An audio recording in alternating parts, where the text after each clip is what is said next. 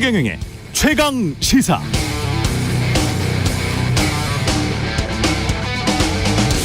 세금 내는 시민들은 정부가 투명해지길 원합니다. 투자하는 투자자들은 기업이 투명해지길 원합니다. 기부금 내는 시민들은 시민단체가 투명해지길 원합니다. 조합비 내는 노조원들은 노동조합이 투명해지길 원합니다. 불투명하다면 다 투명해졌으면 좋겠습니다. 수사가 필요하다면 다 수사했으면 좋겠습니다. 물론 우선순위는 있어야 합니다. 그 순서는 당연히 권력의 크기, 공적 책임의 무게감에 상응하겠죠. 그런데 거꾸로인 것 같습니다. 한 해 100억 원이 넘는 특수활동비를 공개하라는 시민단체들의 요구를 검찰은 계속 거부하고 있습니다. 법무부 장관은 한동훈, 대통령은 윤석열 대통령은 중앙지검장, 검찰총장 할 때 특수활동비를 썼습니다. 검찰이 공개하지 않는 논리도 궁색합니다. 오죽하면 판사가 서울중앙지검 소속 구성원들이 해당 음식점을 이용한 사실이 공개된다고 해서 해당 음식점의 경영, 영업상의 비밀을 침해한다고 할 수 없다는 너무나 상식적이어서 좀 우스꽝스러운 그런 판단까지 해야 했을까요? 소송은 2심까지 진행됐고 시민단체들이 일부 승소했습니다. 그런데도 검찰은 여전히 공개를 거부하고 있고 대법원에 그제 오후에 상고했습니다. 한 해 100억 원이 넘는 국민 세금을 계속 불투명하게 집행하겠다는 것인가요? 제 눈에 들보를 먼저 봐야 합니다. 그런 의미에서 새해는 대통령이나 검찰이 김건희 여사에 대한 수사 또는 기소를 어떻게 할지도 명확히 입장을 말해야 합니다. 주권자들은 바보가 아닙니다. 본인과 본인 주변들을 먼저 돌아보십시오. 그래야 국민을 설득할 수 있습니다. 2023년은 권력의 크기, 공적 책임의 무게감대로 성찰하고 행동하는 대통령을 볼 수 있길 희망합니다. 네, 안녕하십니까. 12월 30일 세상에 이익이 되는 방송 최경영의 최강시사 출발합니다. 저는 KBS 최경영 기자고요. 최경영의 최강시사 유튜브에 검색하시면 실시간 방송 보실 수 있고요. 문자 참여는 짧은 문자 50원, 긴 문자 100원이 드는 샵 9730 또는 유튜브 무료 콩어플 많은 이용 부탁드리고요. 오늘 최강시사 정치 컨설턴트 박성민 대표와 함께 올 한 해 정치 돌아보고요. 뉴스는 쉽니다. 좋은 습관 신년에 한번 드리고 싶은 분들 주목해 주시기 바랍니다.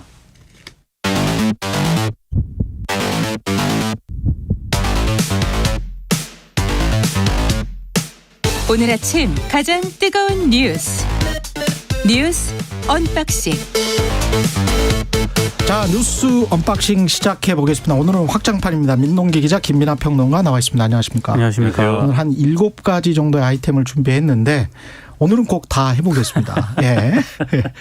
그 어제 근데 사고가 크게 났습니다. 예. 네, 경기 과천시 제2경인고속도로 북의왕 IC 인근 방음터널에서 이제 불이 났는데요. 5명이 숨지고 37명 정도가 일단 다친 것으로 파악이 되고 있습니다. 방음터널을 지나고 있던 폐기물 수거 트럭에서 엔진 과열로 추정되는 그런 불이 났습니다. 이 불이 플라스틱 소재의 방음터널 벽으로 옮겨 붙은 뒤에 급속히 확산이 됐는데요. 결국 터널 내 수백 미터에 이르는 구간이 불길에 휩싸였습니다. 사망자들은 승용차 4대에서 각각 한두 명씩 발견이 됐다고 하고요. 이 사망자는 주변을 지나던 차량에서 발견이 됐습니다. 부상자 가운데 3명은 중상을 입어서 지금 병원 치료를 받고 있고요. 나머지는 연기 흡입 등의 경상인 것으로 일단 파악이 되고 있는데, 일단 경기 남부경찰청이 화재 사고 수사를 위한 수사본부를 편성을 했고요. 오늘 국립과학수사연구원과 합동으로 해당 트럭에 대해서 감식을 하고 피해자 신원 확인에 나설 방침입니다. 예. 너무나 이제 안타까운 일입니다. 그냥 무섭더라고요. 영상을 보니까. 네, 그렇습니다. 어휴. 운전을 하고 그냥 이 도로를 가고 있었던 것인데 예. 갑자기 이렇게 됐기 때문에 피해가 또 클 수밖에 없었다, 이렇게 볼 수가 있겠는데, 지금 언론의 분석들을 좀 보니까 물론 이제 사고 원인이라든가 이런 경과 이런 것들은 확실하게 확인을 해봐야겠습니다만 이 소재가 좀 문제가 있었던 거 아니냐라고 하는 것 같아요. 그러니까. 천정의 소재. 그렇습니다. 그게 다 플라스틱이니까 뭐 석유화학 제품이죠. 그렇죠. 그렇죠. 이게 예. 또 구체적으로 폴리메탈 메타크릴레이트라는 이 소재인데, 이 소재가 다른 이제 폴리카보네이트라든가 이런 것보다도 이 발화점이 낮은 소재라는 겁니다. 가격이 그만큼 싼 거고. 예. 그리고 발화점이 낮고 이게 불이 붙으면 녹기 때문에 현장에 있었던 이제 이 목격자나 이런 분들의 설명을 보면은 이게 녹아내려서 막 이 불이 붙은 채로 떨어졌다는 거예요, 밑으로. 그러니까 불이 붙은 게 막 떨어지니까 피해가 더 커지는 것이고. 그렇죠. 그리고 유독가스가 상당량 발생했기 때문에 또 그 부분에 대한 피해도 지금 있는 거거든요. 그럼요. 예. 그러니까 이게 결국은 이 비용을 좀 줄이기 위해서 이 난연이 어려운 것으로 이제 이렇게 구조물을 설치한 거에 대한 어떤 문제랄까 이런 것들이 있는 것인데 또 오늘 언론 보도를 보면 이런 이제 소재로 만들어진 터널이 전국에 굉장히 많이 있다는 겁니다. 예. 그래서 좀 일제히 좀 점검을 하고 이것이 대체 가능한 것이 수단이 있으면 좀 대체를 해야 되지 않는가 그런 문제의식까지도 가져야 되는 상황인 것 같습니다. 근데 안전사고 이 관련해서 나면 늘 비용의 문제 때문에 어떤 소재를 사용했다 이런 말들이 단골로 나오는데 참 이게 자본주의 시장의 논리로 보면 풀기가 좀 어려운 문제인 것 같습니다. 네. 예, 사람 생명과 자본주의 비용의 문제 우리가 좀 계속 생각해봐야 될 고민해야 될 문제인 것 같고요. 윤석열 대통령이 압도적으로 우월한 전쟁을 준비해야 된다. 전쟁 준비라는 초강경 발언이 나왔네요. 그러니까 이게 발언이 점점 세지고 있는데요. 예. 어제 이제 대전 국방과학연구소를 방문을 했거든요. 여기서 전쟁을 생각하지 않는, 전쟁을 대비하지 않는 군이란 있을 수 없다. 평화를 얻기 위해서는 압도적으로 우월한 전쟁 준비를 해야 한다. 이런 얘기를 했습니다. 발언 수위가 조금씩 더 높아지고 있는 게 조금 심각한 것 같은데요. 예. 말씀하신 것처럼 북한 도발과 관련해서 윤 대통령이 공식 석상에서 전쟁을 언급한 것은 이번이 처음입니다. 그러니까 왜 강경 발언을 하고 있느냐. 일단 표면적으로는 북한의 대남 위협에 대한 확고한 대응 의지를 강조한 것이다. 이렇게 이제 해석을 할 수도 있는데. 근데 이게 좀 변했어요. 시간에 따라서. 그렇습니다. 예. 한편에서는 아니란 대응을 둘러싸고 지금 비판이 나오고 있는데 이걸 좀 고려한 것 아니냐라는 그런 지적도 있습니다. 특히 무인기 침범 당시에 NSC를 소집하지 않았고요. 이 관련 메시지도 없었거든요. 특히 예. 용산 청사에서 비공개 만찬을 열은 것을 두고도 논란이 좀 제기가 되고 있고 그 뒤에 이제 우리 군의 대응이 있지 않습니까? 무인기 격추 못했고 새떼라든가 풍성 등을 북한 무인기로 오인을 해서 또 전투기까지 출격을 시켰는데 이런 것들에 대한 비판이 제기가 되니까 대통령의 발언이 점점 세지고 있다. 이런 지적도 나오고 있는 상황입니다. 그러니까 이 발언 첫 번째로 발언 자체에 대해서 생각을 해보면 아마 그런 얘기를 하려고 했던 것 같아요. 대통령은. 그러니까 우리가 일반적으로 인용하는 이제 말 중에 그런 말이 있습니다. 평화를 원한다면 전쟁을 준비하라 이런 말이 있는데 예. 아마 그 말을 뭔가 이렇게 좀 비틀어서 이제 뭔가 얘기를 하고 싶었던 게 아닐까 생각이 드는데 저는 이제 대통령이 뭐 말을 하다 보면은 여러 가지 말을 할 수 있지만 중요한 건 뭐냐면 두 번째로 이게 그냥 현장에서 공개된 자리에서 대통령이 발언을 했고 이게 뭐 언론에 찍힌 그런 내용이 아닙니다. 대통령실이 공개를 한 거예요, 이것을. 이것을 메시지네요, 일종의. 그렇죠. 예. 이 국방과학연구소를 방문했고 여기에 군 지도부, 군 수뇌부가 다 있는 자리에서 이렇게 강경한 발언을 또 했다라는 취지에서 공개를 한 거거든요. 그러면 여기서부터는 대통령이 이제 발언의 문제라기보다도 대통령실의 메시지 전략의 문제가 되는 것이죠. 그 차원에서 보면은 사실 우리가 상당히 이제 뭐 군사적으로 잘 정비를 하고 준비를 하고 모든 것에 대비를 해서 전쟁을 막아야 된다 이렇게 얘기하는 거랑 우리가 압도적으로 전쟁 준비를 해야 된다라고 얘기하는 거는 국민들이 들을 때는 그 상당한 온도차가 있지 않습니까? 전쟁 준비를 하자고 하면 마치 지금 뭔가 해야 될 것 같은 거잖아요. 전쟁과 관련된 실제 어떤 상황에 돌입하기 위한 뭔가를 해야 되는 것처럼 느껴질 수 있는 것이어서 오히려 불안감이 배가 되는 것이고 그리고 세 번째로 이렇게 말한 의도가 그러면 정말 뭔가를 강조하기 위해서 순수하게 이제 한 얘기라면은 그걸 감안해서도 이제 우리가 볼 수 있겠지만 지금 말씀하신 것처럼 이 무인기가 이제 왔을 때 제대로 대응했느냐에 대한 어떤 책임론 그런 것들을 희석시키기 위한 의도이다라고 해석이 막 돼버리면 그럼 사실 이런 강경 발언의 어떤 의도했던 취지나 이런 것도 다 소용이 없는 거거든요. 그러면 그런 점에서 대통령실의 메시지 전략 이게 이 강경 발언이 오늘 처음 뭐 이렇게 이런 쪽의 발언을 공개하는 게 아니고 그 전날도 김은혜 홍보수석이 막 이런 종류의 이 대통령의 강경 발언을 소개했고 그 이전에 또 이 무인기 넘어온 당일도 대통령실이 뭐 이런 강경한 발언과 강경한 어떤 지시들에 대해서 공개를 했단 말이에요. 그러니까 그런 메시지 전략이 지금으로 가는 게 국민의 불안을 해소하는데 맞는 것이냐 한번 돌아봐야 되는 것이 아닌가 생각이 됩니다. 일반적인 조직론으로 생각을 할 때 저는 좀 우려가 되는 게 군이 제일 우려가 돼요. 군이 그렇죠. 대통령의 메시지가 NSC를 소집할 필요가 없다라고 판단을 한 거잖아요. 무인기 침범 정도는. 그런데 이제 그 다음에는 강경 발언이 계속 나왔단 말이죠. 그게 야당이나 언론의 비판 때문에 그런 것인지는 모르겠지만 그러면 결과적으로 봤을 때는 좀 우왕좌왕하는 모습이고 그 뒤에 세대랄지 풍선이랄지 뭐 이런 거를 오인해서 이제 전투기를 출격을 했잖아요. 그러면 잘못 그 판단을 하면 좀 과잉으로 보이기도 합니다. 그러면 어떻게 생각이 드냐면 군대라는 게 국가 안보를 위해서 자율적으로 능동적으로 판단하는 힘이 있어야 되거든요. 그게 평화를 위한 힘이거든요. 근데 대통령의 심기를 경호하기 위해서 우왕좌왕하거나 눈치를 보고 그리고 거기에 보여주는 것 같은 그런 식의 훈련 그리고 대응 준비태세 이건 리더가 잘못된 메시지를 주는 거예요.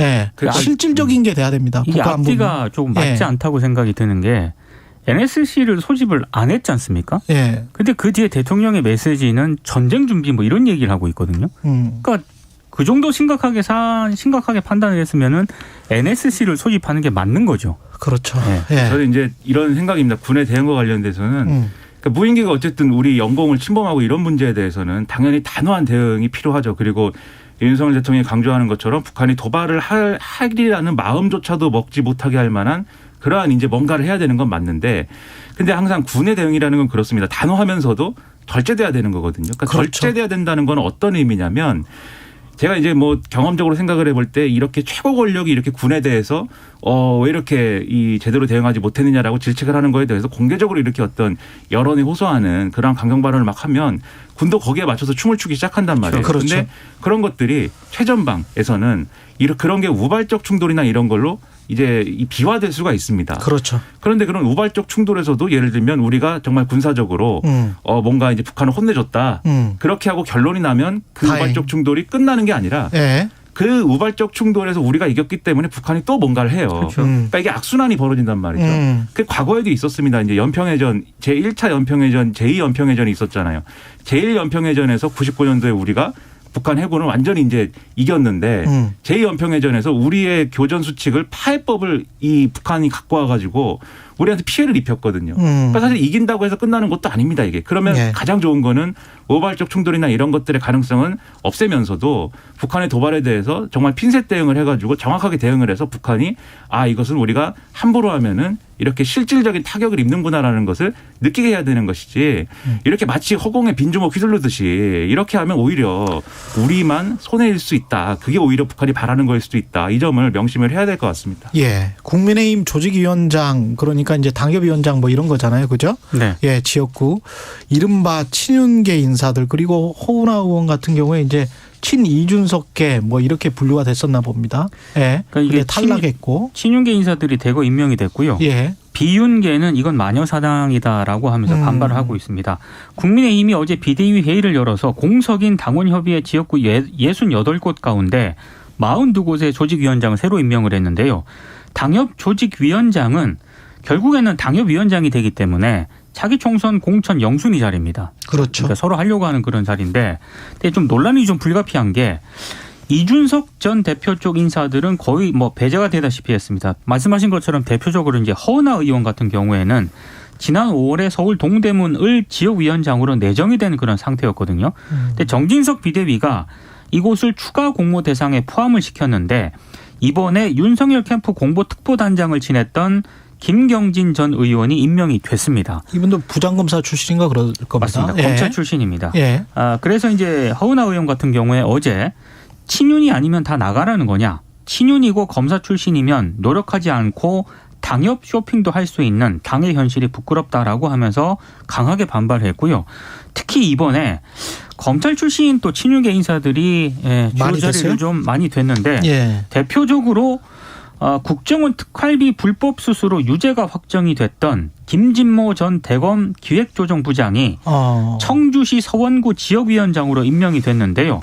근데 공교롭게도 예. 지난 27일 대통령 특별사면으로 복권이 된 지 이틀 만에 이게 임명이 됐습니다. 그러니까 특별사면으로 복권된 검사들 중에서 국회의원 할 것 같다라는 이야기가 국회의원 나올 것 같다라는 이야기를 기자들 사이에서는 좀 했었는데 그게 그대로 되는 거군요. 그렇죠. 그리고 예. 뭐 심재돈 전 서울중앙지검 부장검사, 인천 동미추홀 갑으로 또 임명이 됐고요. 예. 최기식 전 대구지검 검사 같은 경우에는 경기의왕 가청 지역위원장에 임명이 됐습니다. 그러니까 이게 참 그 국민의힘의 뭐 공천 갈등이나 이런 거는 사실 뭐 역대 모든 정당 모든 상황이 있었던 것이기 때문에 예. 공천 갈등 자체가 뭐 문제는 아닙니다. 그리고 당 주류가 예를 들면은 공천을 다 독식해가지고 비주류들이 반발하고 뭐 늘 있는 일인데 이번 이 사건의 특이한 점은 지금 쭉 말씀 주신 대로 이 권력의 핵심을 위해서 하는 공천 작업 같은 그런 인상을 처음부터 주고 있는 거예요. 근데 특히 뭐 사면된 지 이틀 만에 조직위원장 맡기는 거는 이거는 그렇죠. 처음. 그리고 우리가 잘 모르는 분들이지 않습니까? 이게 국민의힘에서는 이 공관위 선거관리위원회 이런 데서는 예. 우리는 경쟁력만을 보고 판단했다라고 지금 주장을 하는 거거든요. 그렇죠. 그러니까 예. 선거를 실제로 돌입했을 때 이분이 검찰청에서는 높은 분이었구만요. 대검찰청 기획조정부장이면 그럼요. 높은 사람이었는데 그 높은 사람하고 대중적 인기하고는 좀 다르니까. 그렇죠. 말씀하신 대로 뭐 유권자들이 검사들이면 예. 이분이 상당히 그 가능성이 있겠죠. 검사들만으로 이루어져 있다면 유권자들이. 예. 근데 그렇지 않을 것이고 그렇다고 하면은 왜 이런 것이 일어났을까라고 생각하면은 당연히 이제 권력과의 관계를 감안해서 당정 간에 이제 이런 어떤 뭐 좋은 관계, 특히 윤석열 대통령과의 좋은 관계를 고려하고 있다. 이거밖에 생각이 안 되는 것이고 특히 아예 비워놓은 데가 있어요. 자리를 이 국민의힘이 보면은 예. 예를 들면 마포갑 조직위원장 자리 비워놨거든요. 거기는 누가 갈 것 같아요? 여기는 이제 강승규 이 시민사회 대통령실에 있는 분이. 그렇죠. 이분이 예. 이제 이분 정치인 출신이잖아요. 그렇죠. 원래 여기가 이제 이전에 선거 나가기 전에 이제 지역구다라는 거거든요. 그럼 강성규 수석이 마포갑으로 간다. 거기 그러니까 이미 그 자리는 비워놓는다. 그렇죠. 공석으로 해놓은 곳조차 내정돼 있다 다. 근데 문제가 뭐냐면 현역 국민의힘 의원이 예. 여기 신청을 했어요. 아 그래요? 근데 공석으로 내버려뒀단 말이죠. 아 현역 의원이. 네. 그러니까 이걸 왜 공석이냐. 결국에는 강승규 수석한테 주려고 그러는 것 아니냐라는 뒷말이 나오는 겁니다. 이거는 좀 짠한 것 같은데. 예. 그렇죠. 그런 느낌이고 그리고 뭐 비대위원들도 자기들이 이제 뭐 김종욱 비대위원도 지금 됐어요. 경기 그렇죠. 고양병. 그렇죠. 그러니까 조직위원장. 이건 또 셀프 공천이다 막 이렇게 얘기가 나오는데. 전주의 비대위원도 됐고 강동갑. 그렇습니다. 예. 그래서 전주의 비대위원 같은 경우에 강동갑에 원래는 이제 윤희석 전 대변인이 여기 경쟁 관계였는데 또 이번에 밀려난 거에 대해서 막 이 페이스북이나 이런 데 막 무죄 제기하고 있고 뭐 이렇더라고요. 근데 전주의 이런 의원 그림들이 같은 경우는 이준석 당대표가 밀려날 때 국민의힘을 대리해서 그렇죠. 굉장히 좀 많이 뛰었죠. 그렇죠. 예. 그러니까 공천이 이런 식으로 갈 거라는 예고를 한 것인데 그런 공천을 가지고 총선에서 제대로 승부를 볼 수 있을까 국민의힘이 다들 걱정할 겁니다. 그리고 한 사람이 또 빠졌습니다. 정미경 전 최고위원 최강시사에 등장을 하시는데 지난 5월에요. 네. 성남 분당을 지역위원장으로 내정이 됐거든요. 네. 근데 이번에 임명해서 배제가 됐습니다. 이것도 좀 뒷말이 나오는 게 이분도 검사 출신인데. 맞습니다. 근데 성남 분당을에 네. 거론이 되는 분들이 있습니다. 이를테면 김은혜 홍보수석, 네. 박민식 국가보훈처장 이런 이름들이 지금 거론이 되고 있거든요. 아 박민식 국가보훈처장도 검사 출신이고 그렇습니다. 김은혜는 이제 용산 대통령실 출신이 되는 거네요. 만약에 조직위원장이 되면. 그런 뒷말이 나오기 때문에 예. 이제 박민식 처장은 예. 언론에 의해서 숨겨진 실세다 이런 얘기 많았거든요. 그런 이야기 있었죠. 그렇죠. 예. 그렇다고 하면은 사실 이것도 결과는 좀 뻔하지 않나 이런 생각을 하게 되는 겁니다. 국가보훈처장도 이제 장관급인데 그렇죠. 장관급 하다가 그쪽으로 되면 박민식 처장 같은 경우는 만약에 되면 좋겠네요. 근데 정미경 전 의원 같은 경우는 그러면 준석맘이라는 어떤 그 이미지 때문에 그런 건가요? 요즘은 안 그런 것 같은데. 그렇죠. 입장이 많이 바뀌었는데도 불구하고. 네. 근데 이 당협 쇼핑 논란은 사실 정미경 전 최고가 이전에 벌써 있었거든요. 그때부터. 그랬군요. 그러다 보니까 이제 이렇게 된 것 같은데 그러니까 이런 공천 갈등을 제대로 수습하고 잘 마무리하는 게 당 지도부가 가져야 될 어떤 정치적 역량일 텐데 지금 윤석열 대통령 소위 말하는 윤심 공천을 염두에 둬서 그런 조정을 할 수 있는 정치적 영향력이 전혀 지금 없는 상태고 오히려 돌격대처럼 지금 움직이고 있다. 이런 비판을 면하기가 어려운 겁니다. 지금. 예, 최근의 최강시사 지금 시각 7시 39분인데요. 날씨와 교통정보 듣고 다시 뉴스 언박싱 돌아오겠습니다. 최강시사 출근길 날씨 정보입니다. 오늘 아침 기온 역시 한파특보 발효 중인 중부인 일부나 경북 내륙에 내려져 있는 가운데 영하 10도 안팎까지 떨어져 있어서 강한 추위 이어지는 지역입니다. 밤새 또 서울을 포함한 중부지방 일부 또 충청권 쪽으로 눈이 좀 내려 쌓인 곳이 있는데 1cm 안팎이긴 하지만 기온이 낮아서 빙판길이 형성돼 있습니다. 각별히 주의하시고요. 오늘 아침 기온 서울은 그래도 어제보다 5도가량 높아졌습니다. 영하 2도로 출발했고 있고요. 서울의 오늘 낮 기온 1도, 세종 2, 광주 대구, 강릉 6도 등 전국이 영하 2도에서 8도 분포 예상되고요.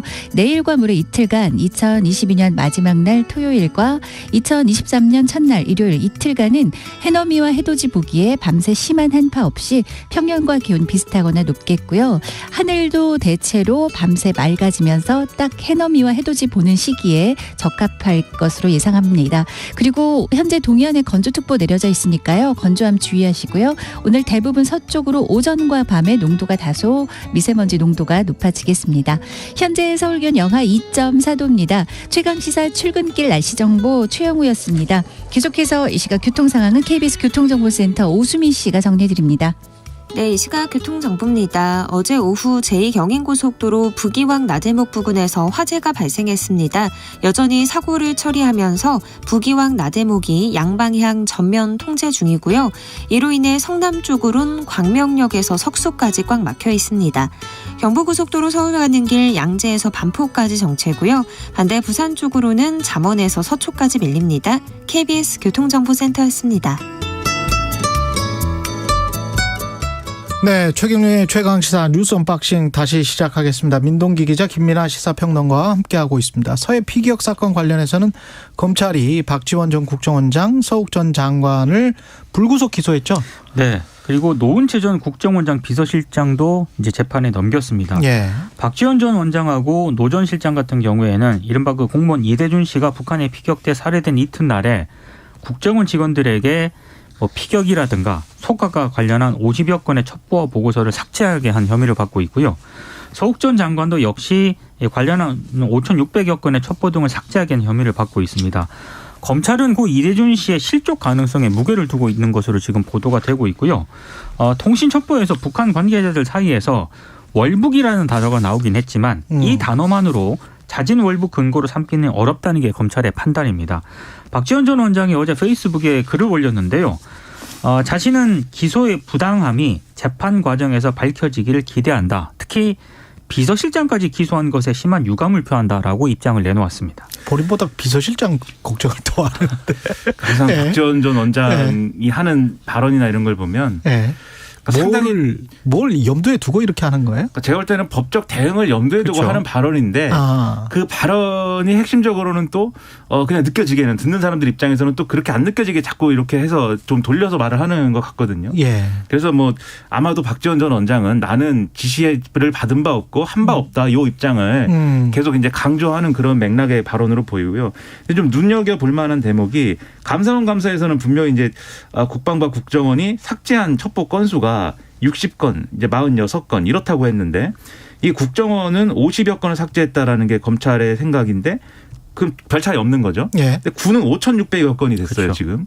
그러니까 이 부분은 서욱 전 국방부 장관이 이 얘기할 때 이게 어떤 그 밈스, 그러니까 그 이 군 정보 체계에서 이 첩보를 삭제할 때 이건 100%를 조정한 것이다라고 이제 주장을 했는데 지금 검찰 기소 내용이 5,600여 건을 삭제한 거다라고 하면은 이 해명이 전혀 맞지 않는다라는 얘기를 지금 검찰은 하고 있는 것이죠. 배포선 조정한 것과 삭제한 것이다. 5,600건이나. 그렇죠. 이 100% 조정이 아니고 원본까지 삭제한 것이다 이렇게 주장하고 있는 거고 검찰은 그래서 그 부분이 상당히 재판 과정에서 쟁점이 될 것 같고. 그렇겠습니다. 박지원 전 원장은 지금 말씀하신 대로 진짜 몰랐는지 아니면 직접 지시했는지 등등을 이제 봐야 될 것 같은데 이 검찰 수사 내용에서 이 실족이다라는 거는 이게 사실은 뭐 검찰이라고 뭐 그 당시 사실을 다 확인할 수 있고 알 수 있는 건 아니지 않습니까? 네. 정황을 가지고 주장하는 거지만 결국 이제 이 범죄의 동기에 대한 부분이거든요. 어떤 의도로 한 것이냐 동기를 설명하려니까 그 전제가 필요한 건데 그렇죠. 실제 재판 과정에서 이게 상당한 그 쟁점이 전제가 될까라는 진실인지 것은 아닌지는 지금 1의 진실, 2의 진실, 실족이냐 실족이 아니냐. 그렇죠.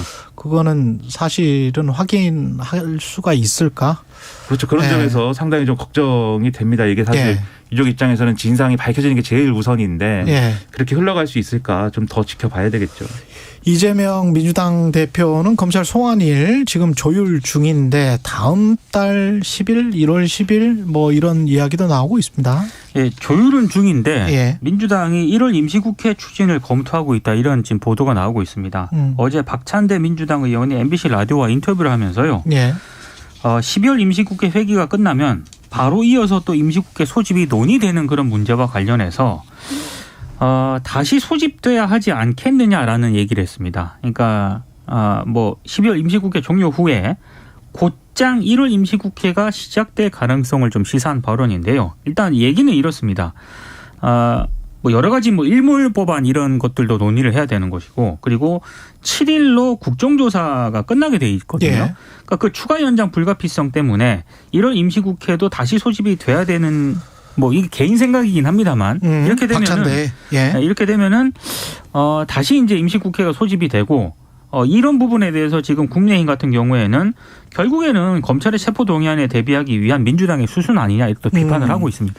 그러니까 이제 이 1월에 임시국회 여는 게 이제 방탄국회다. 국민의힘은 이렇게 주장을 하는 건데 저는 그런 생각이 듭니다. 만약에 1월 달에 할 일이 아무것도 없으면 아무것도 없는데 이제 국회를 소집하는 거면 방탄국회라고 할 수 있겠는데 그렇지는 않지 않습니까? 지금 그렇죠. 말씀하신 네. 것처럼 국정조사 문제도 있고 일몰 관련된 법안들이 좀 있죠. 그러니까 일몰만 네. 처리 못한 것에 대해서 대안 논의나 이런 것들도 필요하고 법적인 어떤 보완이나 이런 것들도 필요한 것이기 때문에 이걸 뒤집어 얘기하면 그럼 이재명 대표가 기소될 때까지 국회는 다 쉬어야 되는 거냐, 아무것도 안 해야 되는 거냐 그런 반론도 있을 수가 있어요. 그래서 무조건 방탄국회다 이거는 좀 그런 주장보다는 오히려 애초에 그러면 이 불체포 특권을 우리가 다 포기하자, 법적으로 그 부분을 정리해버리자. 뭐 이건 이 대선에서도 다 공약도 하고 뭐 얘기도 했던 바니까 차라리 네. 그런 부분으로 논의를 하는 게 오히려 생산적이지 않을까 이런 생각이 좀 듭니다. 저는 근데 상식적으로 좀 이해가 안 가는 게 국회를 한다고 해서 소환조사가 얼마나 길게 걸릴지는 모르겠습니다만은 잠깐 반나절 갔다 오는 것 또는 뭐 하루가 걸릴 수도 있겠죠. 하루 가서 조사 받는 게 그 민주당이나 국회의 일정에 뭐 큰 해가 되나요? 그 민주당 당 대표가 저는 국회 동안에 회기 중이라도 지금 이재명 당 대표도 스스로 그렇게 이야기를 했잖아요. 본인이 떳떳하고 당당하게 조사에 임하겠다. 그러면 회기 중이라도 갈 수 있는 것이고 근데 이제 뭐 가야 된다고 저는 보는데. 검찰 예. 조사하고 체포 동의안은 또 다른 사안이기 그렇죠. 때문에. 그러니까 소환조사 같은 경우에 지금 성남FC 관련해서 소환조사 받아달라라고 그렇죠. 지금 왔다는 거 아니에요? 민주당은 일방 통보를 했다. 자우전 협의 중이라는 거잖아요. 그러면 지금 체포영장 뭐 이런 거하고도 전혀 관련도 없고 지금 당장 나온 말도 아니기 때문에 뭘 이렇게 과민하게 서로 간에 반응하는지 모르겠습니다. 그냥 뭐 하루쯤 그냥 일정 빼서 가면 되는 거 아닙니까? 그렇습니다. 그래서 네. 사실 이 검찰 조사에 성실히 이제 이재명 대표가 응하는 것으로도 사실 뭐 방탄국회다 이런 얘기에 대한 비판은 네. 좀 희석을 할 수가 있는 것이고 또 사실 그렇게 이제 검찰 조사에 말씀하신 것처럼 뭐 일상적으로 뭐 왔다 갔다 할 수밖에 없는 조건이라면 그것에 대해서 사실 주목을 다 끌어가지고 이재명 대표가 그러니까요. 간이 많이 막 이렇게 해가지고 뉴스 만들 필요는 없는 거거든요. 그러니까요. 자연스럽게 해결하면 될 문제인데 네. 민주당도 여기에 대해서는 검찰 조사를 받아야 되는 그런 상황에 대해서는 너무 각을 세우고 이런 대응을 하는 유권자들이 지칩니다. 논리적으로 이해가 안 돼요. 그렇습니다. 국회 회기 중이라고 절대 못 간다. 그거는 저는 아닌 것 같습니다. 예. 아마도 그래서 출석을 할 것으로 보입니다. 네. 일반 직장인들이나 뭐 심지어는 뭐 교수 누구든지 그렇죠. 그럴 수 있는 거 아니에요? 그렇죠. 예, 하루 연차 내고 갈 수 있는 거 아닙니까? 저 같은 사람이 검찰에 전화해서 저 네. 조사받는데 일정 조율해 주세요 그러면 혼나죠 검사한테. 네. 조율은 해줍니다. 그렇죠. 해주는데 그래도 몇 마디 듣겠죠. 뭐 그래야 될 이유가 있는지를 저한테 물어보겠죠. 예. 그리고 뉴스타파가 어제 뭐 뉴스타파 보도 단독 보도인 것 같은데요. 김만배 씨가 이분도 이제 기자였죠. 머니투데이 기자였는데 언론사 기자들에게 뭐 2억 주고 뭐 분양권 주고 이런 말이 지금 나왔어요. 그러니까 이게 뉴스타파가요. 정영학 회계사가 지난해 9월하고 10월 두 차례에 걸쳐서 검찰에 제출한 게 있습니다. 예. 정영학 녹취록하고 정영학 메모인데 이걸 추가로 입수를 했거든요. 그러니까 이걸 뉴스타파가 분석을 해보니까 김만배 씨 로비 대상에 언론사 기자들도 있었던 것으로 보인다. 이게 이제 보도 내용입니다. 특히 이제 2020년 3월 24일자 정영학 녹취록을 보면은 김만배 씨가 돈을 주기로 약속한 이른바 그 약속 그룹과 함께 익명의 기자들이 등장을 하거든요. 여기 좀 대화 내용이 좀 재밌습니다.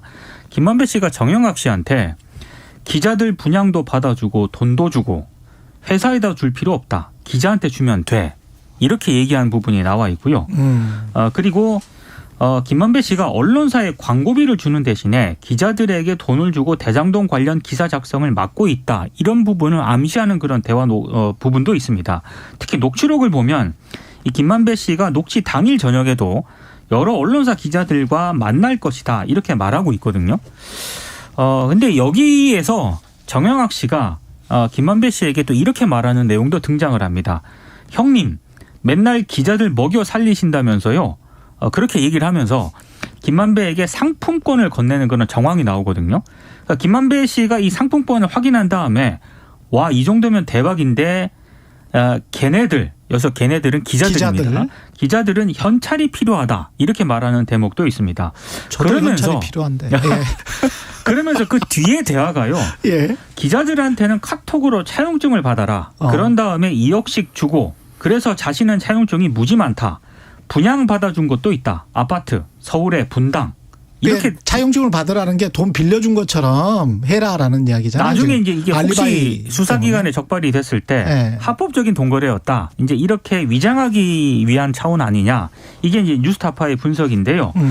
만약에 이게 정영학 녹취록에 등장하는 이런 기자 로비에 대한 김만배 씨의 발언이 사실이라면 이게 조금 문제가 될 수 있는 게 검찰 수사가 시작된 지난해 9월 전까지 주요 언론에 대장동 의혹이 보도가 거의 안 됐거든요. 안 됐어.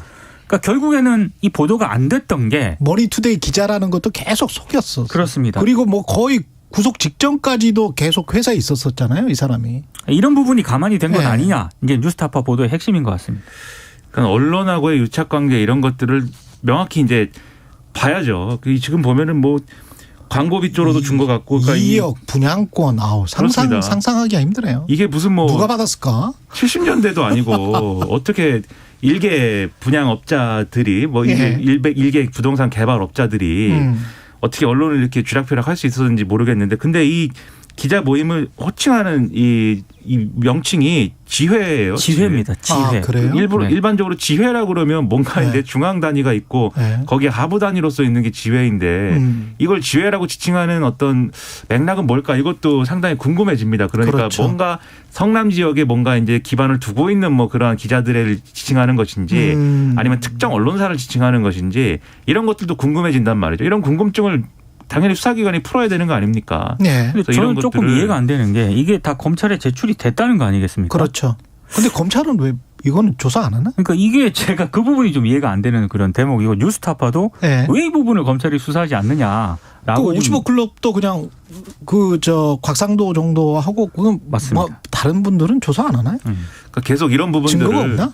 언론이 지적을 하기 때문에 예. 이제는 조사를 해야죠. 이 뉴스타파가 이렇게 공개적으로 이렇게 보도를 했으니 이제는 수사를 해야죠. 그러면 지금까지 예. 못했다고 하면은. 1분밖에 안 남았습니다. 두 분이 뽑은 올해의 뉴스 짧게 30초씩. 저는 12구 이태원 참사. 12구 이태원 참사. 꼽았습니다. 왜냐하면 서울이 국제적으로 알려진 메트로시티 아닙니까? 그렇죠. 근데 이런 메트로시티에서 제 상식으로는 좀 이해가 안 가는 압사 그렇죠. 사고가 발생을 했다고 하는 게 예. 여전히 이제 개인의 어떤 안전 이런 거를 걱정을 해야 되는 시대가 제 상식으로는 좀 납득이 안 가는 그런 대목이 왜 현재 진행형이잖아요. 그렇죠. 네. 예. 김민하 평론가는. 어제부터 생각을 했는데 생각이 안 나더라고요. 그래서 뭐 잘 모르겠습니다. 근데 정권 교체가 되지 않았습니까? 그러니까 정권 교체가 제일 큰 뉴스지 않았을까? 저는 일단은 그렇게 생각을 하는데 정권 교체가 된 거에 대한 어떤 유권자들의 어떤 행복감이랄까요? 그런 것들이 충분했는가? 기대에 호응했는가? 그런 점들을 되돌아봐야 되는 한 해였지 않았을까 생각합니다. 저도 비슷하네요. 윤석열 대통령 취임이 가장 큰 뉴스였다. 그게 공이었냐, X였냐, 세모였냐는 유권자들이 판단하고 계시겠죠. 여기까지 듣겠습니다. 뉴스 언박싱 민동기 기자 김민하 평론가였습니다. 고맙습니다. 고맙습니다.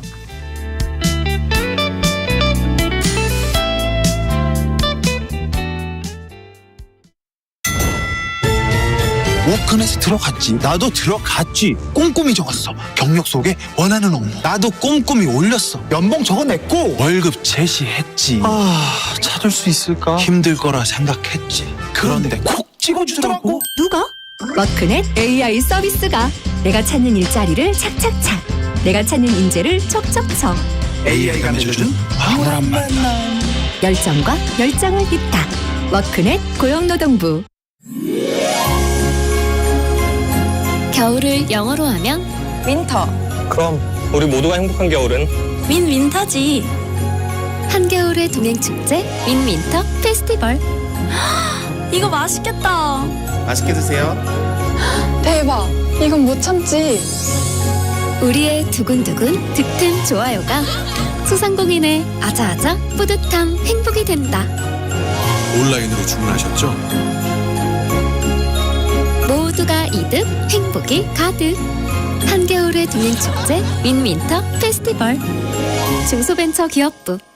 버려지는 가전제품도 소중한 자원이 될 수 있다는 사실 알고 계시나요? 그렇다면 폐가전제품은 어떻게 버려야 할까요? 하나, 새 가전제품을 구입할 때 판매자에게 기존 제품 수거 요청하기. 둘, 대형 폐가전은 콜센터 1599-0903으로 전화해 무상 방문 수거 신청하기. 셋, 소형 폐가전은 종량제 봉투 대신 자원순환 실천 플랫폼을 검색해서 내 집 앞 폐가전 수거함에 넣어주기. 순환되는 자원으로 온실가스 발생을 줄일 수 있도록 폐가전 제품 재활용에 동참해주세요. 이 캠페인은 탄소 중립을 선도하는 한국환경공단과 함께합니다. 사실 제가 그때 크레인 했을 때 저도 말을 이제 뭐 포기하지 말자 이렇게 얘기하면서도 되게 힘들었거든요. 근데 그때 김여진 씨가 A4 용지에 웃으면서 끝까지 함께 이 말을 써준 거예요. 2022 KBS 연중기획 기억을 기록하다. 그게 이제 이렇게 밧줄에 매달려서 그 종이 한 장이 딸랑딸랑 이렇게 올라왔는데 그걸 보는 순간 아 이거구나 하는 생각을 저는 무슨 화두를 깨치듯이 그러니까 울면서 싸우면은 나부터도 못 싸우겠다는 생각이 들더라고요. 우는 거는 오래 못해요. 정말. 웃으면서는 끝까지 할 수 있지만 울면서는 못 싸우겠더라고. 우리 사회에 사실은 뭐 노동자들의 지위가 제가 해고됐던 시절이나 지금까지나 뭐 별로 변한 게 없어요. 비정규직 노동자들 같은 경우는 문자 하나로 해고되는 일들이 너무나 비일비재한 현실이고, 그러니까 이런 것들이 그냥 단순히 저 한 사람의 복직이 아니라 모든 노동자들이 부당한 일을 당했던 노동자들이 제자리로 돌아가기를 바라는 그런 염원들이 아니었겠나 생각이 들죠. 모든 노동자들이 포기하지 않았으면 좋겠습니다. 힘들지만 웃으면서 끝까지 함께. 한진중공업 해고 노동자였던 김진숙 씨는 기억합니다. 제자리로 돌아가기 위해 크레인에 매달리고 단식하고 400km를 걸었습니다. 이런 해고 노동자를 바라보는 시선이 점점 곱지가 않습니다. 누군가는 그만 좀 하라고도 합니다. 하지만 포기하지 않은 복직은 복직 이상의 의미를 남겼습니다. 당신과 대한민국의 기억, KBS가 기록합니다.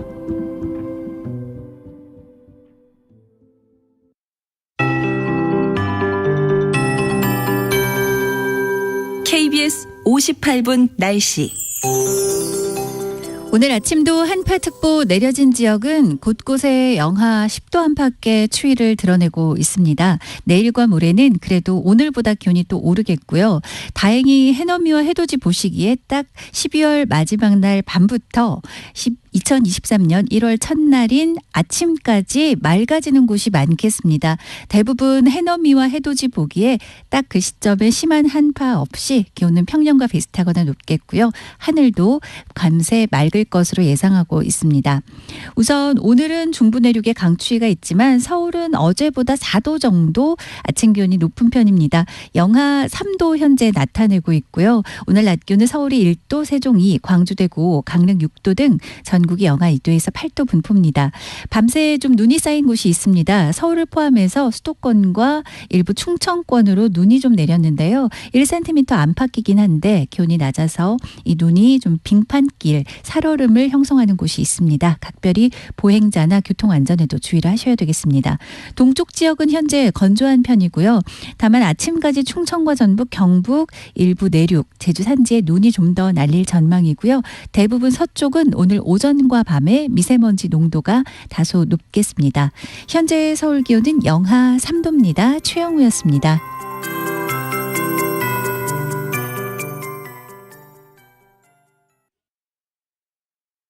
정성을 다하는 국민의 방송 KBS가 8시를 알려드립니다.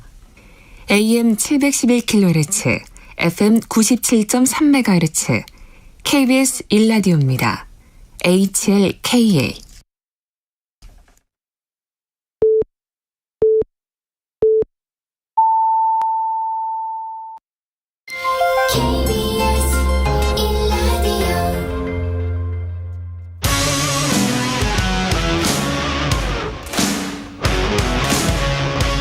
오늘 하루 이슈의 중심 최경영의 최강 시사.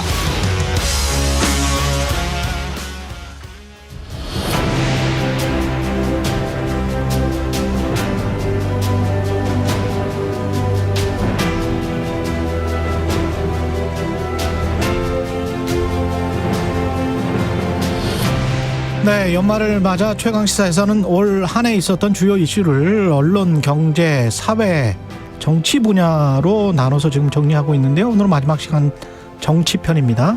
민컨설팅의 박성민 대표 나와주셨습니다. 안녕하세요. 네, 안녕하세요. 예, 올 한 해 이제 정치권을 쭉 돌아보고 총평을 좀 쭉 해주시고 세부 사안으로 들어가야 될 것 같은데 먼저 총평을 좀 해주십시오. 그러니까 금년을 얘기하면 역시 5년 만에 정권 교체가 있지 않았습니까? 그렇죠. 네. 뭐 한마디로 정리하면은 끝나지 않은 대선. 그러니까 대선이 3월 9일에 있었는데, 그러네. 지방선거가 연장전 같은 건데 연장전도 안 끝나서, 그렇죠. 총선 때 가서 승부차기로 월드컵 결승전처럼, 그렇죠. 그런 느낌이 조금 있네요. 그러네요. 네, 전반적으로 비슷하게 느끼실 것 같습니다. 청취자 여러분도. 근데 이제 윤석열 국민의힘 후보가 3월에 그렇게 해서 됐고, 그 전에 사실은 검찰총장 내려놓은 지 생각해 보면 1년 만에 이제 대통령 된 거란 말이죠. 그리고 대통령으로 우리가 함께 생활을 한 지가 한 8개월 된 거잖아요. 굉장히 좀 오래 했다 이런 느낌도 있습니다. 아무래도 중앙지검장 때는 잘 몰랐지만, 검찰총장 되면서부터는 뉴스메이커로 부상을 했잖아요. 그러니까 좀 낯이 있구나. 그렇죠. 그러니까 사실은 뭐 거의 문재인 대통령이나 조국 전 장관, 윤석열 전 검찰총장은 뉴스메이커로서 1, 2, 3등을 다퉜으니까. 그랬네. 대중들이 봤을 때는 뭐 좀 오래 본 느낌. 2018년부터 봤다 이렇게 중앙지검장 뭐 그렇죠. 그렇다고 봐야죠. 그때부터는 뉴스의 중심에 있었기 때문에. 그러네요. 뭐 대통령 된 지는 얼마 안 되지만 꽤 오래 본 듯한 느낌을 주고 있죠. 그리고 이제 그런 거에 한몫을 한 게 또 도어스태핑 같은 경우도 거의 한 70번 정도 했지 않습니까? 그것도 어떻게 보면 자주 이렇게 대면을 하다 보니까 화면으로 그런 것도 있을까요? 도어스태핑은 사실은 뭐 용산 시대를 상징하는 건데, 이미 윤석열 대통령은 검찰총장 때부터도 그렇게 언론에 많이 났기 때문에 도어스태핑 때문에 더 익숙해졌다 이렇게 보기는 어렵고, 오히려 그거는 이제 청와대를 나왔지 않습니까? 청와대를 나온 최초의 대통령인데, 그것도 뭐 전격적으로 나왔어요. 그렇게 빨리 나올 줄은 아무도 몰랐는데, 사실 이제 청와대를 나오는 여러 가지 이유가 있었지만 그 중에 하나가 이 권위주의를 좀 버려야 된다. 이렇게 해서 이제 나온 거고. 그게 명분이었죠. 그 명분이고, 그리고 도어스태핑도 그렇기 때문에 이제 소통을 자주 하겠다 이렇게 한 거죠. 그랬죠. 근데 이제 청와대를 나와서 용산 와서 도어스태핑을 하는 순간 권위주의를 버렸다, 그런 좋은 점도 있지만 그거보다는 권위를 버렸다라는 단점도 있는 거예요. 그러니까 사실은 이제 청와대라는 게 잘 알지 않습니까? 아주 그냥 푸른 기아가 딱 맨날 화면에 뉴스에 비치고, 대통령이 거기서 뭐 영빈관에서 외국 정상들도 만나고, 그리고 도어스태핑도 안 하고 딱 필요할 때만 나와서 기자회견을 하고, 그렇게 하면 굉장히 빠른 시간 내에 대통령다운 이미지가 만들어집니다. 뭔가 있어 보이는. 네, 그렇죠. 근데 이제 도어스태핑을 오래 끌고 가면서 지금까지도 대통령 선거 끝난 지 제법 됐는데도 대통령다운 이미지를 완전히 구축했다, 이렇게는 지금 볼 수 없죠. 그러니까 권위주의가 없어진 게 아니고 권위가 조금 좀 희석됐다. 그거는 이제 옮길 때부터 그 양면이 있기 때문에 그걸 다 검토했어야 되는데, 저는 뭐 플러스 마이너스로 보면 그 대통령 이미지로는 마이너스였다. 그래서 지금까지도 이 대통령의 권위를 좀 이렇게 만들지 못해서 굉장히 어려움을 겪고 있지 않나 그렇게 봅니다. 스타일상의 어떤 화법의 문제 같은 거, 그러니까 진중한 화법이 있을 거고 거침없는 스타일이 있을 것 같은데, 윤석열 대통령 같은 경우는 좀 거침없는 스타일이 오히려 마이너스로 작용을 합니까? 아무래도 이제 대통령이 기대하는 화법이라는 게 있지 않습니까? 약간 최종적인 거니까. 그렇죠. 예를 들면은 뭐 어떤 이슈가 발생했을 때 순차적으로 뭐 대통령실에 대변인이 나와서 일단 설명을 하고 혹시 그 설명이 잘못되면 홍보석이 나와서 또 바로 잡을 수도 있고 그렇죠. 또 그 잘못되면 뭐 비서실장이 나가서 또 다시 얘기할 수 있고 그리고 뭐 대통령이 최종적으로 하면 아무래도 이제 실수를 줄일 수 있는 거죠. 그렇죠. 예, 잘못된 오류가 있더라도 바로 잡고 그런데 이거는 대통령이 먼저 나가서 얘기를 하고 순서가 거꾸로 돼 있는 거죠. 그러네. 예, 거꾸로 하게 되기 때문에 그런 거는 이제 아주 노련한 정치인들 같으면 예, 뭐 상당히 오랫동안 정치권에서 훈련받은 분들도 그거 하기 어렵거든요. 그러니까 그렇겠죠. 대표적으로 이상민 장관 같은 경우도 정치 경험이 없지 않습니까? 그렇죠. 예, 그러다 보니까 사실 그 편하게 얘기한다고 얘기하는 것들이 이제 불필요하게 그 이슈가 이제 되는 경우가 있지 않습니까? 그만큼 이제 정치 경험이라는 게 정치 메시지를 전달하는 방법이 쉬운 일이 아닌데. 그렇죠. 대통령이 이제 솔직하게 그걸 얘기하다 보니까 그로 인해서 야기된 문제들이 있죠. 그러니까 그거는 앞으로 그렇다고 이걸 중단하는 건 좋지 않은 것 같고. 도스태핑을. 그러니까 우선은 제일 중요한 거는 정식 기자회견을 좀 하는 게 좋겠고. 신년 기자회견도 하고. 그건 국민들의 알 권리를 위해서 저는 대통령은 기자들을 자주 만나서 껄끄러운 질문도 많이 받고 솔직하게 얘기하는 게 좋다. 근데 그건 도스태핑보다는 정식 기자회견을 좀 자주 열었으면 좋겠다. 그런데 약식으로도 아주 짧게라도 가면서 하는 거는 왜냐하면 용산 시대를 열을 때는 그게 이제 상징적인 거니까 그걸 없애면 그럼 왜 용산을 왔냐. 그렇죠. 그런 얘기가 나올 수 있으니까 조금 그건 좀 준비를 좀 해서 좀 어떤 식으로 빨리 재개했으면 좋겠어요. 내각에 관련해서는 어떻게 보십니까? 그 국회에서 많이 부침이 있었고 한 2분, 3분 정도 탈락이 됐었잖아요. 낙마가 됐었잖아요. 어떻게 보십니까? 전체 인사 내각, 문제에 대해서는 뭐 항상 국민들이 만족해하지 않죠. 예. 이게 좀 노무현 정부 때 국무위원들까지 이제 청문회가 확대되면서 이게 이제 이렇게 청문회를 해서 뭐 이렇게 좀 부적격이다 뭐 이렇게 되면은 그걸 또 받아주고 그러면 되는데 사실 지금 문재인 정부 때부터는 거의 뭐 청문회가 의미 없게 됐지 않습니까? 그렇죠. 어떤 결론이 나도 그냥 그대로 임명을 하는 건데 그러다 보니까 이 청문회 제도가 좋은 취지로 도입이 됐지만 사실 좀 뭐 도덕적으로 약간 흔결이 있더라도 능력 있는 분들이 들어오기가 참 어렵게 된 문제가 좀 있지 않습니까? 그렇죠. 그래서 인사 문제에 대한 거는 어느 정부나 다 보수 정부나 뭐 민주당 정부나 얘기할 거 없이 다 어려움을 겪는 거죠. 다만 정치를 안 하던 분이 처음 대통령이 됐으니까 기대했던 기대치가 있지 않습니까? 좀 참신한 인물들 그리고 여야를 넘어서 좀 폭넓게 통합적인 인사를 좀 해줄 거를 기대했는데 그런 거에 기대에 비해서는 인사 자체가 좀 뭐 도덕적인 흥결은 뭐 뒤로 하더라도 좀 참신함은 조금 부족했던 것 같아요. 풀이 좀 협소했다? 관료들이 좀 많고 그다음에 검사 출신들이랄지 뭐 그 한정된 풀에서 지금 운영되고 있다 그런 지적도 나오는데. 그런데 이거는 약간 또 다른 차원에서 보긴 봐야 되는데 지금 사실 그 박근혜 정부와 문재인 정부 두 정부는 좀 거슬러 올라가면 사실은 노무현 정부와 이명박 정부는 엘리트 관료들이 끌고 간 정부라고 저는 봅니다. 그런데 반대로 박근혜 정부와 문재인 정부 두 정부는 교수들. 정치가 관료를 조금 누른 그런 시기였다고 봅니다. 그래서 그런데 지금 이제 그 윤석열 정부는 이 법조와 이 엘리트 관료가 다시 이 정치를 누르는 그런 시기이기 때문에 어떻게 좋은 쪽으로 보면 엘리트 관료의 부활이라고 얘기할 수도 있고 좀 부정적으로 보면 파워 엘리트들 간에 지금 파워 게임이 지금 그 진행되고 있는 상황 아니냐 저는 그렇게 보고 있습니다. 그 인사 스타일 말씀을 하셨는데 그 제 기억에 제일 남는 거는 역시 뭐 그 이 베이비 이 바이든 날리면 그 이후에 MBC 전용기 탑승 배제 뭐 이런 것들 있지 않습니까? 거기에서 인사도 약간 좀 그 본인의 스타일을 강하게 밀고 나가는. 근데 그때도 이 베이비와 관련했을 때 바이든 대통령과 관련했을 때도 그냥 그때 적당한 시기 때 빨리 사과를 해버렸으면 좋았을 것 같은데 뭔가 우기면서 사과를 안 하고 계속 이렇게 가버린단 말이죠. 뭉갠다고 할까요? 어떻게 보세요 이런 것들은? 그 대중이 뭐 대통령에 대한 평가를 할 때는 이슈 자체보다는 이슈를 다루는 태도를 보는 거죠.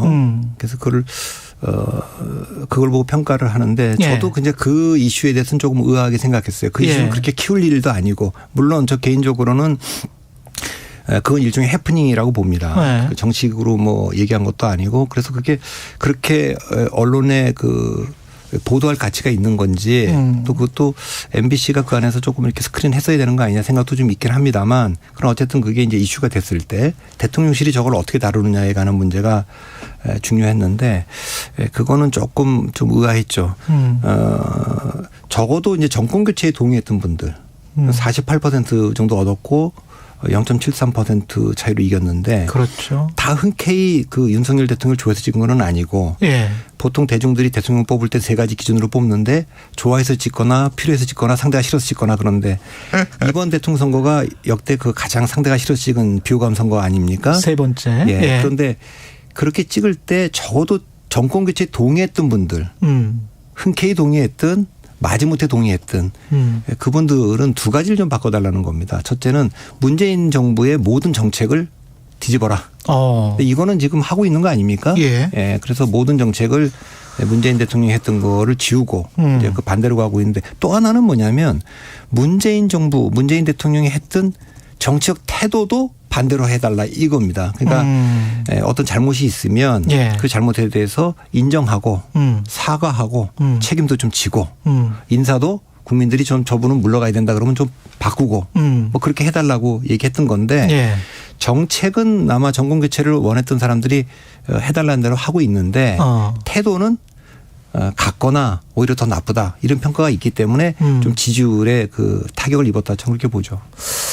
그렇죠. 대통령 지금 1년 차 치고는 지지율이 상당히 낮은 것은 사실이고 최근에 조금 반등을 하기는 했습니다만은 그리고 이제 당 내부로 들어가면 이른바 윤핵관이라는 단어가 나오고 그 윤핵관이라는 단어가 나오기 전에 사실은 이준석 전 대표의 밀어내기 같은 그런 양상이 지금 보여졌고 거기에 윤석열 대통령이 개입하고 있다라는 인상이 많이 비춰졌거든요. 이런 부분들은 어떻게 보세요? 글쎄 그거는 뭐 내부에 있는 어떤 일이 파워게임에서 벌어졌는지 그건 제가 알 수가 없지만 공개적으로 드러난 것만 봐도 이제 그분이 정치권에 들어올 때부터 이재석 대표하고는 좀 갈등이 좀 있지 않았습니까? 그렇죠. 입당하는 때부터 그랬고 선거 과정에서도 여러 번의 그 갈등이 좀 있었고 윤핵관이란 말은 이제 그때 나온 말이고 이제 그랬죠. 그러니까 호흡이 잘 안 맞고 갈등이 예견됐는데 대통령 선거 때는 워낙 급한 상황이니까 그걸 좀 덮어놨던 거죠. 그게 이제 대통령 선거 이후에 불거진 건데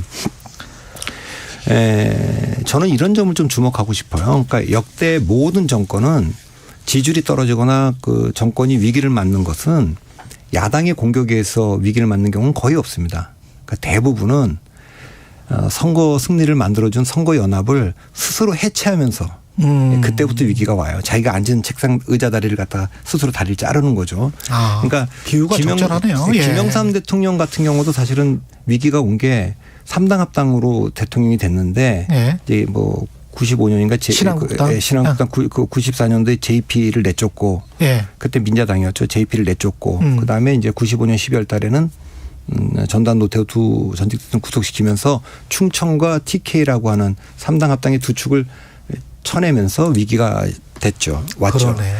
김대중 대통령도 DJP 연합이 갈라지면서 위기가 왔고 노무현 대통령도 호남의 압도적 지지로 대통령이 됐는데 뭐 그 대북송금 특검과 열린우리당 창당을 하면서 탈호남하면서 위기가 왔고 이명박 대통령도 이명박 박근혜 공동정부로 생각을 적어도 보수정당 지지자들은 했는데 박근혜 의원이 당시에 국민도 속고 저도 속았습니다. 그 공천당시 이러면서 이제 위기를 겪었고 박근혜 대통령은 대통령 되자마자 사실 그 당과 굉장히 거리를 뒀죠. 새누리당과 이렇게 되면서 이제 김무성 유승민하고의 갈등 때문에 그랬고 마찬가지로 이 윤석열 대통령도 자기를 대통령으로 만들어준 이준석 대표 국민의힘과의 그 갈등. 그래서 이런 것이 그래서 그 선거연합을 대통령이 스스로 해체하면서 다 위기를 맞았기 때문에 자초했다 이렇게 봐야겠죠. 선거연합을 아까 그 말씀이 참 맞는 것 같아요. 그 책상 다리가 4개인데 거기 중에서 하나를 한 절반 정도를 잘라버리면 책상이 아무래도 기우뚱해지면서 불안해질 수밖에 없을 것 같습니다. 그래 이제 노련한 정치인들은 이제 김영삼, 김대중 대통령도 훗날은 이제 그 후반으로 가면 위기를 맞았지만 그래도 그분들이 업적을 남겼던 것은 노련하니까 그 선거연합 해체 시기를 최대한 뒤로 늦췄어요. 그러니까 그러네. 김영삼 대통령도 뭐 금융실명제라든가 하나의 척결이라든가 이런 거는 다 할 때까지는 그 틀을 그대로 유지했죠. DJP 연합도 마찬가지죠. 적어도 시간은 어느 정도 초반에 하고 싶은 개혁들은 하면서 끌고 가다가 했는데 그 뒤에 대통령들은 거의 그 노무현 대통령부터는 임기 초반부터 그렇게 됨으로써 위기를 자초해요. 그래서 그렇게 한 경우에는 지지율이 다 떨어졌죠. 노무현 대통령도 뭐 임기 첫 해에 아주 뭐 가장 낮았거든요. 20%까지 떨어졌고. 정권을 잡은 사람들 입장에서는 그게 이제 선명성 이렇게 이제 생각을 하고 그걸로 어떤 국정 드라이브를 가져가겠다 이렇게 생각을 하는 건가 보죠. 87년도에 우리나라가 민주화됐지 않습니까? 그 모든 대통령을 보면 역설적으로 그 군사 쿠데타의 주역 중에 한 명이었고 36.6%만 얻은 노태우 대통령만 정통성이 약하니까. 그렇죠. 그래서 선거연합을 넘어서 3당 합당이라고 하는 통치연합을 더 확장을 했지 않습니까? 북방정책도 막 하고. 그렇게 해서 업적을 많이 남겼어요. 그런데 그다음에 들어온 대통령들은 다 정통성이 있으니까 이게 오히려 화가 된 겁니다. 독이 된 겁니다. 그러니까 그러네. 김영삼 대통령은 최초의 문민 대통령이니까 그렇죠. 내가 군사 정권을 그렇죠. 청산해야 된다.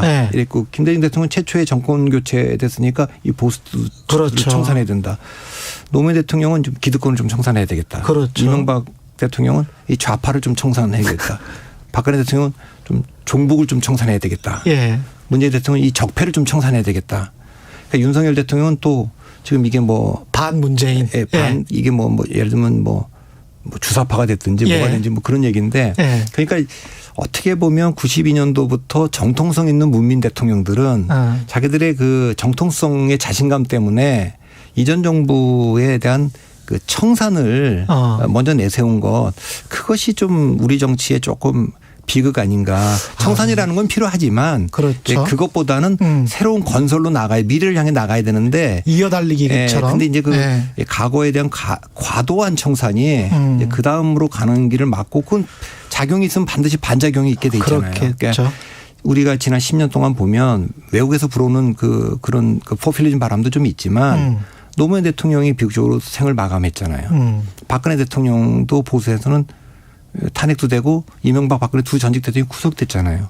진보 쪽도 보면 노회찬 전 의원도 스스로 목숨을 그렇죠. 그것도 어떻게 보면 다 상징적 자산들을 잃었기 때문에 감정적으로 양 진영들이 좀 극단적으로 타협하기가 좀 어려워졌죠. 그리고 그 속에서 청산을 하니까 그 청산 당한 만큼 똑같이 또 청산해달라고. 그러니까 보수정당에서도 문재인 대통령이 임명했던 검찰총장을 불러들여서 당신이 했던 그 청산 그대로 돌려줘라.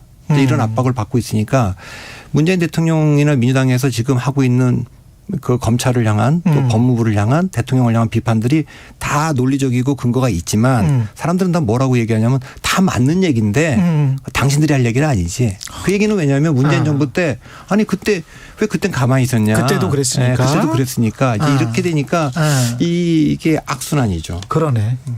정말 물고 물리네요. 쥐가 쥐꼬리를 잡는 것 같은 그런 그러니까 이제 상황인데. 이런 거죠. 그러니까 서욱 국방부 장관을 구속영장을 치고 뭐 박지원 전 국정원장을 얘기하면 뭐 논리적이기 전에 뭐 김관희 국방부 장관도 구속됐고 전에 뭐 국정원장 3명이나 구속됐고 다 그랬는데 뭐 이렇게 나오면 내용을 보기 전에 내용 뭐 법률적인 걸 떠나서 이제 그런 점들이 아까 이제 질문하신 우리나라의 대통령들이 이 그 청산을 주 업적으로 가져가려고 한 청산은 뭐 불가피하면 좀 해야 되는 것들이 있을 수 있지만 청산보다는 미래를 향한 자기들의 새로운 건설 뭐 이런 것들을 조금 더 보여줬어야 되는데 그래도 김영삼 대통령이나 김대중 대통령이나 이때까지만 해도 그런 점들은 좀 작동했는데 좀 그런 게 좀 아쉽습니다. 제가 어제 다큐멘터리를 봤는데 그 다리를 만들어라 장벽을 세우지 말고 그런 대목이 굉장히 인상이 깊었는데 교황에 관련된 것이었는데요. 딱 그거네요. 지금 다 장벽을 서로 치고 있는 거네. 다리를 만들지를 못하고. 그래서 이제 대선이 끝나도 끝나지가 않는 거죠. 그러니까 지난번에 월드컵은 그래도 뭐 그게 전쟁이 아니고 스포츠니까 명경기를 했는데 이거 뭐 대통령 선거 끝나도 0.73%니까 이게 승복이 안 되고 예. 뭐 계속 지금 그렇게 해서 결국 총선 때까지 가서 승부차기 끝에 예. 어느 쪽으로 이제 기울어지면 좀 나아질까 그런 기대를 하고 있습니다. 총선까지 가서 그게 이제 승부차기다. 그 국민의힘은 이 상황에서 지금 국민의힘하고 민주당 지금 시간이 뭐 7분밖에 안 남았네요.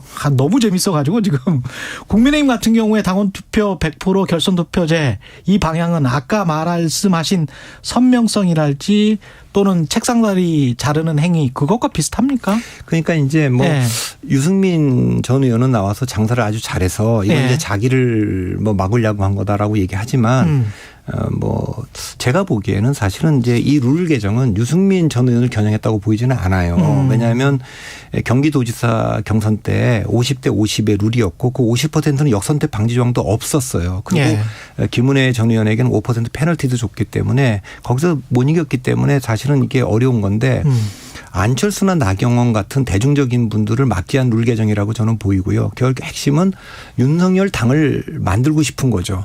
그런데 지금 민주당은 수도권 전원이 다 지도부가 수도권이지 않습니까? 예. 전원이 다 수도권이에요. 그런데 예. 지금 윤핵관이라고 알려진 분들은 전원이 다 지방에 있습니다. 그런데 지금 수도권에 지금 121석 중에 국민의힘이 겨우 17석 하고 있지 않습니까? 그렇죠. 예. 총선 승리해야 될 수도권 중요하다.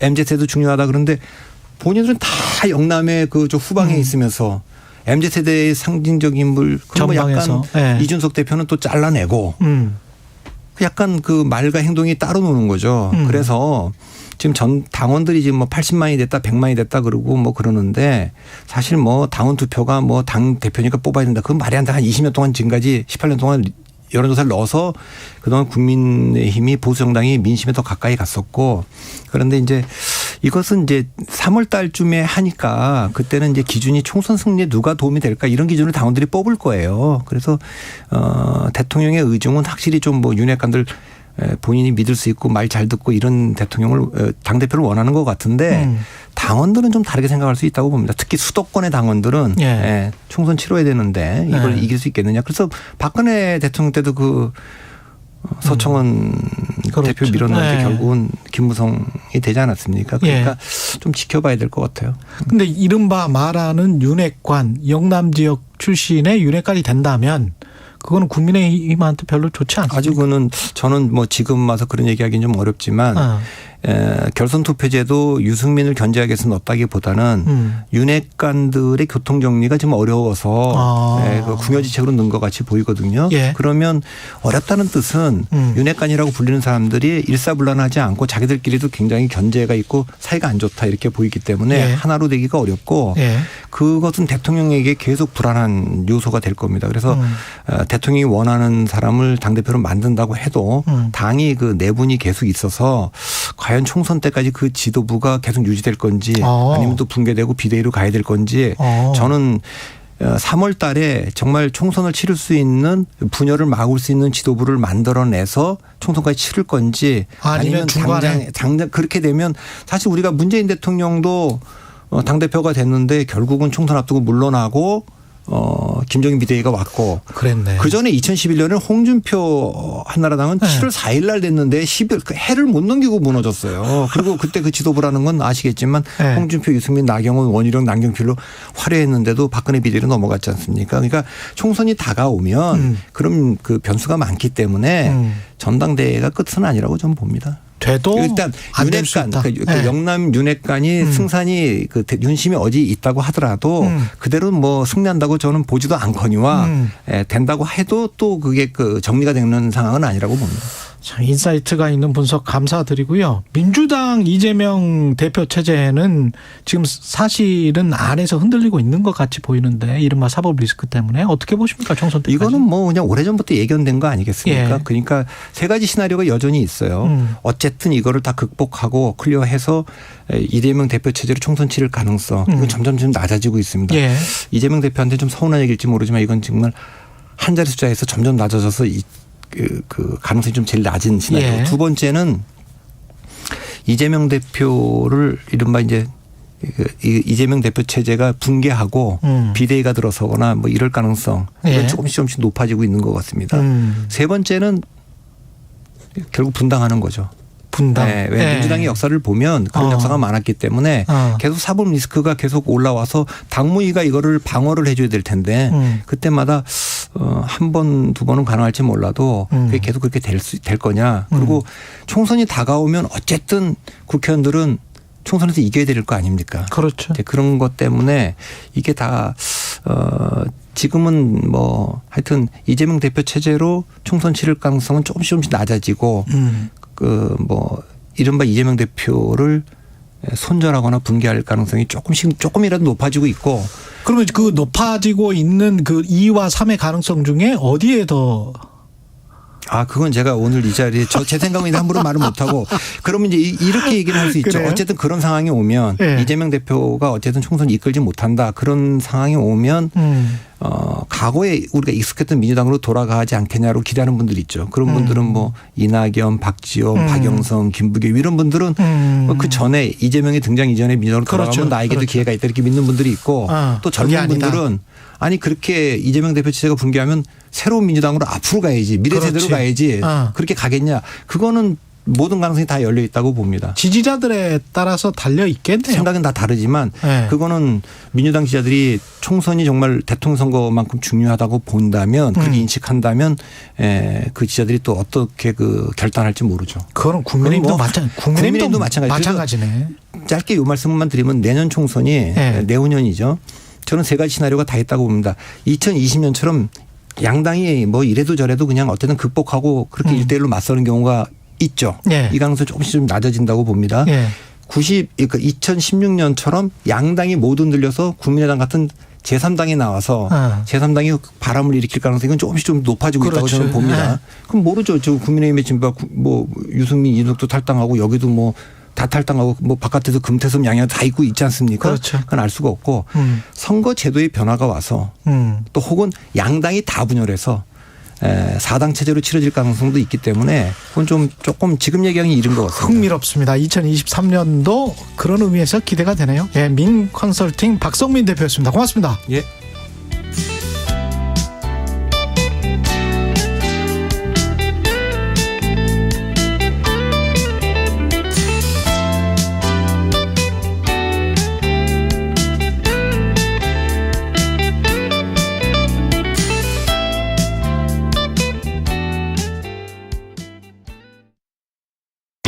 안녕하세요. 방송통신위원회 디지털윤리 홍보대사 조나단입니다.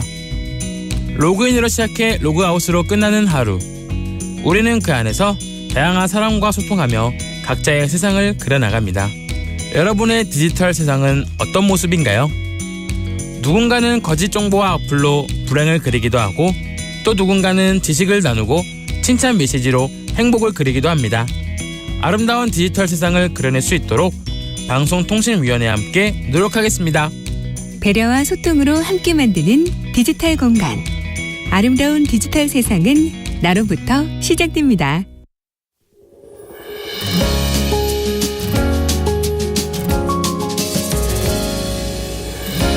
우리 가까운 곳에 어느새 흐르고 있었던 행복들 물결 따른 걸음마다 불빛 담은 행복마다 미소 짓던 우리 모습 물결 따라 물빛 따라 우리 곁에 K-워터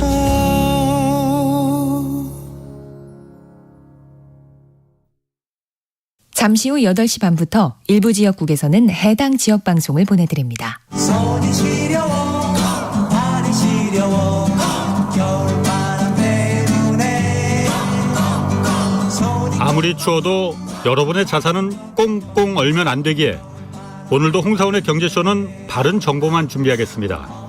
오후 4시 5분 홍사원의 경제쇼 꼭 기억해 주세요.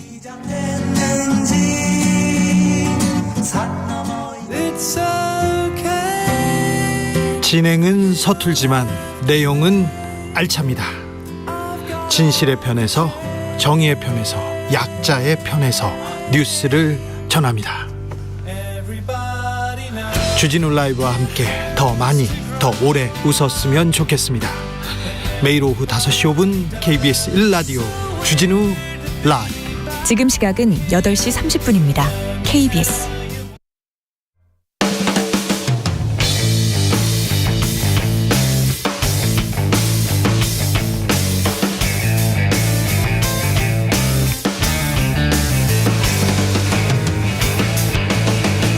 최경영의 최강 시사.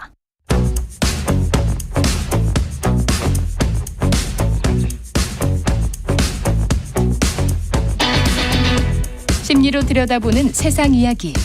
뉴스는 십니다. 네, 정치, 경제, 사회 등 우리 사회 다양한 이슈를 심리학적 관점에서 풀어보는 시간입니다. 최경영의 최강시사 뉴스는 십니다. 아주대학교 심리학과 김경일 교수 나오셨습니다. 안녕하십니까? 네, 안녕하세요. 예, 오늘 이야기는 작심삼일인데 이게 지금 뭐 12월 30일이고 내일 모레 전에 오늘이나 내일쯤 이제 2023년 신년 계획을 세우겠죠, 대부분의 사람들. 교수님은 어떻게 세우시는 편입니까? 저는 월간 계획만 세웁니다. 월간 계획. 네네네. 저는 뭐 사람들이 보통 그러잖아요. 내가 나를 알아 뭐 이런 얘기를 하는데요. 예. 저는 저를 안 믿기 때문에 1년 동안 꾸준히 뭘 할 수 있는 사람이라고 저는 절대 저를 생각하지 않기 때문에 잘하면 한 달, 그러니까 한 달 12번 쌓는 건 할 수 있지만 연간 계획, 그러니까 1년짜리는 정말 힘들더라고요. 그래서 그렇죠. 굳이 신년이라고 하는 건 아닌데요. 하지만 조금 특별한 의미를 부여하는 새로운 달은 1월은 분명하죠. 그래서 내년 초에 제가 인지심리학인데 인지심리학 세대들이 수학을 많이 해야 돼요. 예. 이 공업 수학을 다시 공부를 해야 되나. 이게 미분적분 기량이 너무 떨어져서 내년 1월에 미분, 2월에 적분, 3월 달에 벡터. 교수님이 그렇게 말씀하시면 안 되죠. 사실. 예. 통계 대가신데. 예. 심리학 교수는 월간 계획만 세운다. 이거 상당히 통찰력 있는 이야기입니다. 예. 이게 우리가요. 신년 계획이라고 우리가 보통 표현하잖아요. 좀 사소해 보이지만 그래도 꽤 의미 있는 말꼬리를 좀 제가 잡아드리자면 이게 계획이 아니라 다 목표를 말씀하시는 거예요. 그러니까 목표는 도달하고자 하는 지점이나 상태잖아요. 그렇지. 계획은 목표에 도달하기 위해서 거치는 과정들을 촘촘히 설명해 놓은 거잖아요. 그렇죠. 그러니까 나 신년 계획에 이번에 뭐 할 거야. 이거는 대부분 목표고요. 그러면 신년 계획이라고 우리는 부르는 목표를 말씀하시면 거기서 끝나면 안 됩니다. 예. 공부 잘하는 아이들의 특징이 뭐냐면 하루 계획표가 촘촘하죠. 맞아. 예, 못하는 아이들은 뭐 충분한 휴식, 뭐 꿀맛 같은 잠, 그다음에 뭐 맛있는 식사, TV 시청, 뭐 이렇게 돼 있습니다. 계획이 없는 거예요. 목표만 있고 계획이 없는 상태라서 만약에 신년에 어떤 새로운 목표가 있으시다면 그거는 목표일 뿐이지 계획은 그걸 20개로 다시 쪼개셔야 된다. 맞다. 네네. 공부 잘하는 아이들은 대부분 뭐 이렇게 하죠. 하루에 내가 1페이지부터 10페이지까지 오늘은 10페이지를 뭐 민법을 보겠어. 수학 정석을 뭐 어디서부터 어디까지를 꼭 보겠어. 그리고 자겠어. 뭐 이렇게 하죠. 공부 잘하는 애들은. 그러면 그게 마치 게임처럼 변해요. 왜냐하면 지금 7페이지 했네? 그럼 70%, 8페이지 했네? 80%. 그러니까 왜 스스로 자기 자신에게 동기부여하는 시스템으로 굴러가는 그런 약간 게임 같은 요소들이 생겨서 더 쪼개져 막. 그렇죠. 더 쪼개져. 그럼 몸을 좀 단련하고 싶다. 헬스장에서 내가 30분을 뭘 하겠어 이렇게 해야 되겠네요. 그럼요. 그래서 if, then, when 세 개 다 있어야만 실행이 가능하거든요. 그러니까 내가 헬스장에서 30분 동안 뭐를 하겠어. 그 앞에 하나 더 붙어야 돼요. 뭐가? 아침에 일어나서 샤워를 하고 나면 혹은 뭐 점심 때 점심을 먹고 나면 그러니까 when도 들어가야 됩니다. 그래서 그렇군요. if, then, when 언제 뭐 하고 나면 뭐 하겠어. 아까 그 촘촘이라고 그 단어를 쓰셨잖아요. 기자들은 그 구체라는 이야기를 정말 좋아하거든요. 그러니까 구체적으로 짜야 되네. 그렇죠. 네. 뭐 심지어는 우리가 이렇게 얘기하잖아요. 이렇게도 얘기하잖아요. 왜 쪼잔하게. 그러니까 마중물이 필요한 거거든요. 마중물이 싹 들어와야 되고 그 마중물이라는 것 자체가 양이 많지가 않잖아요. 그러니까 양이 많지 않아야 돼요. 쪼잔하게 짜야 쿨하게 살 수 있다. 예. 결과가 쿨하게 되는 거예요. 예, 결과가 쿨하게 되는 거네요. 네. 그래서 작심삼일을 좀 브로드하게 아주 그냥 TV 시청한 다음에 수학해야지 뭐 이렇게 하면은 작심삼일이 되는 거군요. 그렇죠. 네. TV 시청하고 난 다음에 수학해야지 심지어는 거기다 하나 더 실마리를 넣어놓는 경우도 있죠. 뭐요? TV 시청하고 새우깡 먹고 나면 TV 시청하고 양치질 하고 나면 그렇죠. 뭐 이런 식으로 자꾸 미루는구나. 그렇죠. 예, 그러니까 미룬다라고 하기에는 너무 짧은 거 1, 2분, 2분짜리. 예. 네, 그러면 심리적 압박감이 와요. 압박감이 와요. TV 시청하고 난 다음에 푹 자고 난 다음에 한다. 이러면 이제 미루는 거예요. 그게 그렇군요. 네. 페이스 유지를 그러면 그런 식으로 하는 겁니까? 이런 거 정말 많이 보시잖아요. 네. 왜 헬스센터에서 처음에 딱 끊고 한 1월 올해 내가 진짜 몸 만든다. 그렇게 생각해 놓고 하시다가 한 1월 한 서너 주 정도 하시다가 이제 2월 달부터 계속 안 나가시고 그리고 정말 웃긴 거는 이제 연말에 연간의 연금 끊어놓고 난 다음에 이제 11월 말이나 12월 초부터 또 정신 번쩍 들어가지고 하고. 그렇죠. 이게 바로 뭐냐면 사람이 방금 전에 말씀드렸던 것처럼 1년이 아니라 한 달로 다 쪼개야 되는 거고요.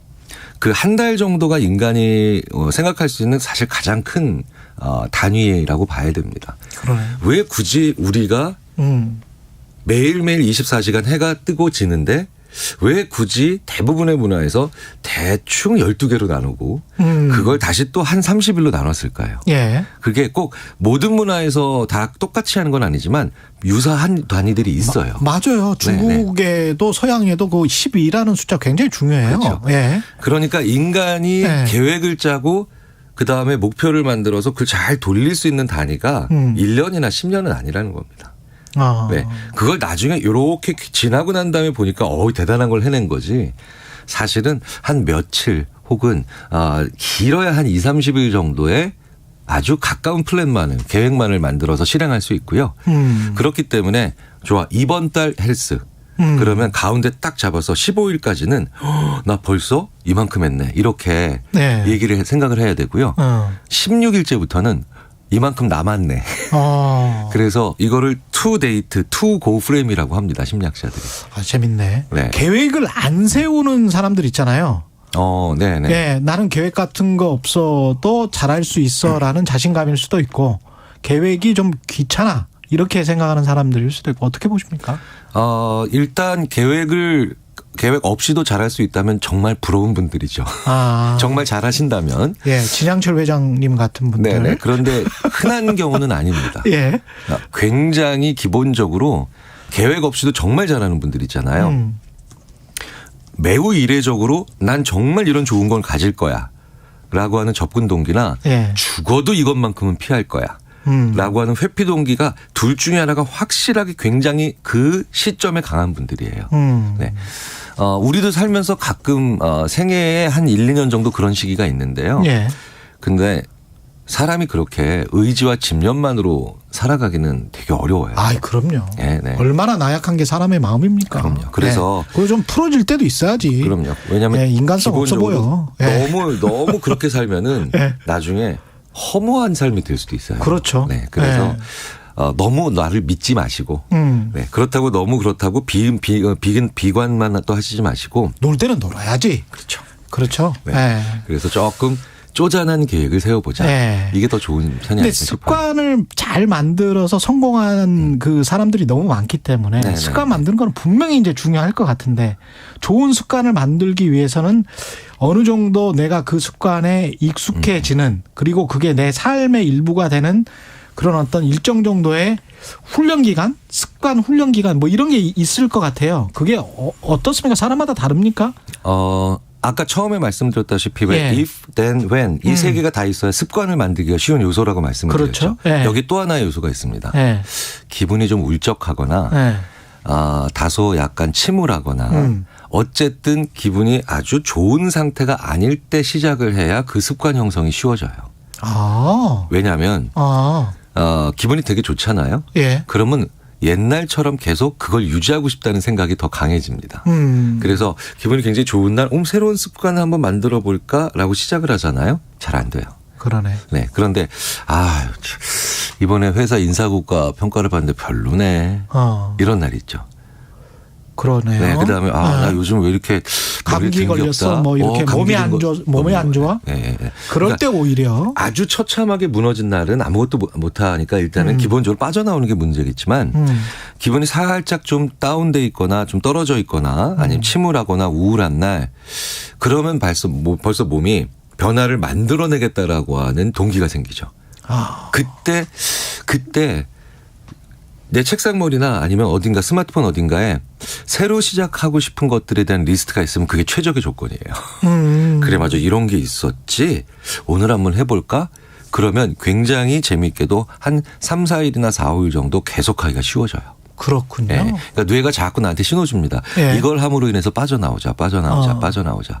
그래서 좀 침울한 날 언제 뭐 하고 나면 이걸 하자라고 하는 이런 것들을 만들어 놓으면 사실은 거기에 나의 의지나 집념이나 크게 안 들어가 있잖아요. 예. 근데 그거 나도 모르게 이렇게 되고 있네. 그러니까 왜 우리가 역사적으로 큰 결과물을 만들어낸 위대한 사람들의 그 생애 결과가 정말 작은 습관적인 것들이 하나씩 모여서 그 엄청난 결과를 만들었다는 특히 얘기잖아요. 메모 습관 뭐 이런 것들. 그렇죠. 예. 그런데 그분들의 일기를 분석해 보면 그 새로운 습관, 그 긍정적인 걸 만들어내는 거대한 결과를 만들어내는 이 작은 출발점들이 대부분 침울한 날, 많이 우울한 날, 상실감이 있는 날, 이런 날로부터 시작하는 경우가 정말 많습니다. 또 한번 복기를 해봐야 될 것 같습니다. 네. 습관 중에서 이제 그렇게 좋은 습관을 만들어서 메모 습관 같은 경우는 참 좋은 것 같은데 그렇게 해서 이제 인생을 성공적으로 사신 분들이 있을 것 같고 담배를 끊고 싶다.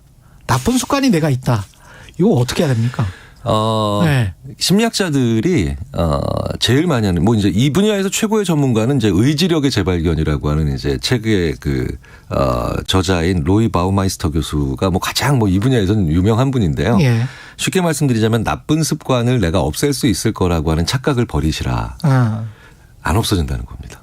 그저 없애려고 하는 것만으로는 다른 좋은 습관으로 이렇게 덮어 씌워야 되는 거예요. 네. 그래서 내가 TV를 보면서 자꾸 뭘 먹습니다. 이거 제 습관인데 저는 뭐 노래방에서 파는 이렇게 큰 뻥튀기 그걸 TV 보면서 다 먹어요. 나중에 그래서 물 2리터 마시고 이러거든요. 근데 이걸 안 해야지라고 하면요. 이거 참기 되게 힘들거든요. 그렇겠죠. 그럼 근데 언제 결국은 또 그 군것질에 손이 가느냐? 의지력이 떨어졌을 때. 그렇겠죠. 그렇죠. 그럴 때. 자, 그러니까 손으로 아무것도 집어먹지 말아야지라고 하는 나쁜 습관을 누르는 건 불가능하고요. 굉장히 어렵고 대신 손으로 뭔가를 해야 됩니다. 딴 걸 해버리면 되는 거예요. 뭐 예를 들어서 뜨개질을 한다든가 아니면 다른 걸 한다든가 이러면서 예를 들어서 뭐 이렇게 대체제를 발견해야 되는구나. 대체 습관을 발견해야 돼. 그렇죠. 나쁜 습관을 없애는 게 아니라 그것을 덮어 씌울 수 있는 다른 좋은 습관으로 나쁜 습관을 묻자. 이렇게 생각을 하시는 게 더 좋다는 거죠. 계속 듣고 싶은데. 그리고 제가 메모 습관 이야기했는데 성공한 사람들의 습관 도움될 만한 습관들 뭐가 또 있을까요? 그 메모 말씀을 하셨는데요. 메모를 아이디어가 떠오를 때만 메모한다. 뭐 좋은 걸 발견할 때 메모한다. 아니요. 그것도 당연히 좋지만 내가 실수했을 때 그 실수를 메모하는 습관은 정말 중요합니다. 와. 네. 중요하네. 네, 열차 놓쳤을 때, 혹은 예를 들어서 컵 떨어뜨렸을 때, 내가 왜 떨어뜨린 거지? 그렇죠? 내가 실수로 만약에 컴퓨터 문서를 작성하다가 실수로 이렇게 표를 잘못 붙였을 때, 그러니까 사람들은 성공한 기억만 기억하려고 그래요. 그러네. 메모하려고 하고 좋은 것만. 그러네요. 그런데 실패 노트, 실수 메모. 이런 것들을 적어 놓으시면 사실은 내가 피해갈 수 있는 모든 길들이 그대로 보이는 경우가 되게 많습니다. 이야, 이건 너무 좋다. 짱. 2095님 뉴스는 쉽니다. 제가 가장 좋아하는 코너입니다. 교수님 새해에도 건강하세요. 뭐 이렇게. 최강시사 마음의 주치. 정치에 찌든 최강시사의 청취자분들을 어루만져 주시는 아주대학교 심리학과 김경일 교수였습니다. 고맙습니다. 새해 복 많이 받으세요. 이 시각 교통정보입니다. 고속도로는 돌발 구간이 많습니다. 경부고속도로 부산 방향 잠원나대목 3차로에 고장난 차가 서 있고요. 더 가서 서초에서 양재 사이 5차로에서 사고 났습니다. 제2경인고속도로는 어제 오후 부기왕 나대목에서 화재 사고가 났는데요. 지금까지도 여전히 전면 통제되고 있습니다. 석수나대목에서 등판교 나대목까지 양방향이 통제되고요. 성남 쪽으로는 광명부터 석수까지 정체가 심합니다. KBS 교통정보센터에서 유하영입니다. 최경영의 최강시사는 여러분과 함께합니다.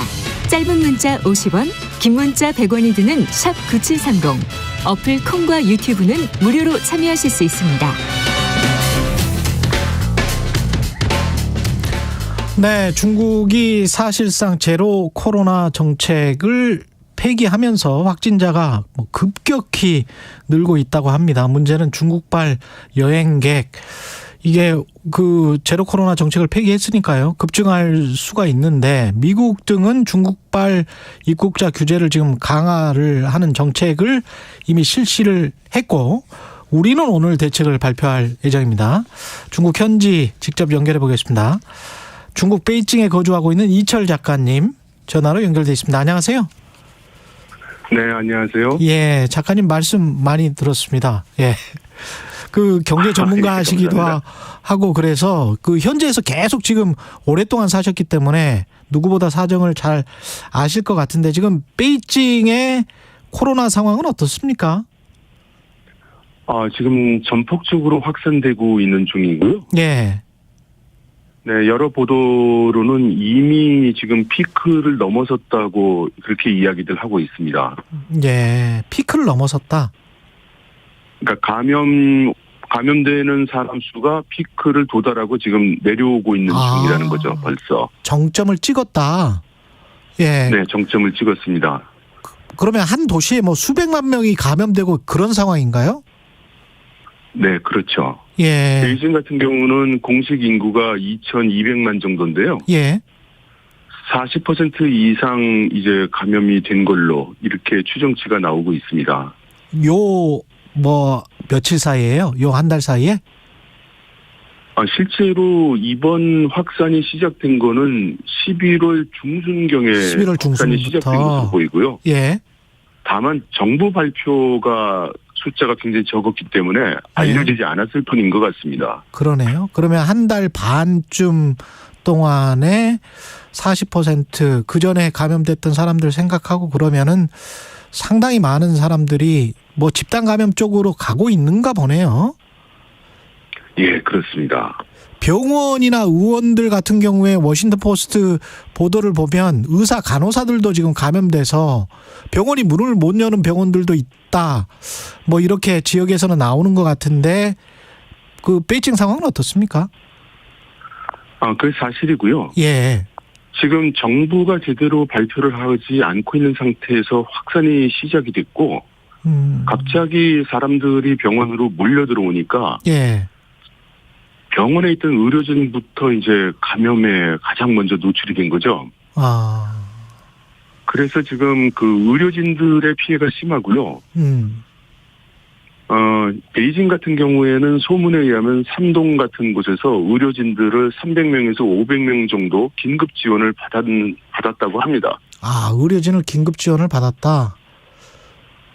과거에 코로나 초기에 이탈리아 상황이랑 좀 비슷하게 보이네요. 의료진들도 다 감염돼서 병실도 다 차 있고 그래서 굉장히 응급실도 사람들 꽉 차 있어서 거기에서 오히려 더 감염이 되는 그런 상황 같이 보입니다. 그것이 맞습니다. 원래 중국의 병원들이 그 굉장히 그 환자들이 많습니다. 항상 환자들이 대기하고 밀려 있는 상태인데 이번 코로나 확산이 일어나면서 아비규환이 일어나는 곳도 있었고요. 아비규환. 예. 그래서 지금 베이징뿐만 아니라 주요 도시들의 좀 큰 병원 같은 데 가보면 뭐 전시 상황 비슷하게 복도 같은 데서도 다들 뭐 누워서 치료받고 이제 이런 상태가 많습니다. 그렇군요. 사망자 숫자는 정확히 믿을 수 있을까요? 통계가 뭐 나오는 게 있습니까 혹시? 통계는 전혀 나오지 않고 있고요. 예. 다만 이제 그 여러 도시에 있는 그 화장터의 그 그 일하는 상태를 보고 예. 적어도 5배, 6배 이상의 사망자가 발생하고 있다. 이제 이런 추정들을 하고 있죠. 평상시보다 5배에서 뭐 6배 정도의 사망자가 발생한 것 아닌가 이렇게 추정을 하고 있고요. 네. 약은 그렇습니다. 어떻습니까? 약이 동나서 구하기 어렵다 이런 이야기도 들리던데요. 그것도 사실인데요. 아이고. 이 약 같은 경우는 조금 상황이 틀린 게 이 총량으로는 그 필요한 만큼 이상의 약이 있다고 합니다. 예. 그런데 지금 그 생산에서부터 소비자 손까지 들어가는 과정에서 중간에 이제 사재기를 하는 사람도 많고 유통상 중에는 가격이 오르니까 이제 빼돌리고 있는 데도 있고 해서 그래서 구하기가 지금 어려운 상태가 돼 있고요. 그렇군요. 가장 그 대표적인 경우가 지금 팍스로비드가 이제 수입 허가가 돼서 들어왔거든요. 예. 그런데 이 치료제가 원래 정가가 2,800위안이에요. 우리나라 돈으로 한 50만 원 정도 됩니다. 비싼 약이네요. 예. 네. 그런데 이게 그 중국의 의료보험의 그 혜택을 받아가지고 사게 되면 예. 250위안이라서 우리나라 돈으로 한 5만 원 정도를 내면 그 처방을 받을 수 있었어요. 예. 그런데 이제 이 약이 품깁니다. 없습니다. 구할 수가 없어요. 예. 그래서 암시장 같은 데서 구하면 지금 어저께 알아본 가격으로는 5만 8천 위안. 그러니까 우리나라 돈으로 1,000만 원 정도 줘야 구할 수 있다고 합니다. 1,000만 원? 기본 상자값 하나에. 1,000만 원이요. 보험 적용되면 5만 원이었던 약이? 예. 오휴. 정부는 뭐 합니까? 정부는 지금 입 다물고 있습니다.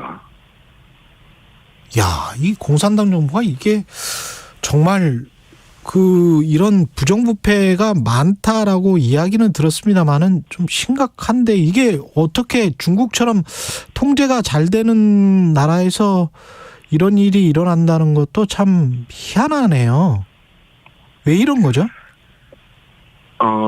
여기에 대해서 아무도 얘기를 제대로 하지 않고, 추측들만 하고 있는데요. 예. 이제 제가 보는 시각에서는 이게 중앙정부와 지방정부 간에 사실은 입장 차이가 크게 있었는데, 중앙정부가 컨트롤을 상실한 것 같습니다. 컨트롤을 상실했다. 지방정부가 책임 떠넘기기를 해도 뭔가 할 수 있는 게 없다?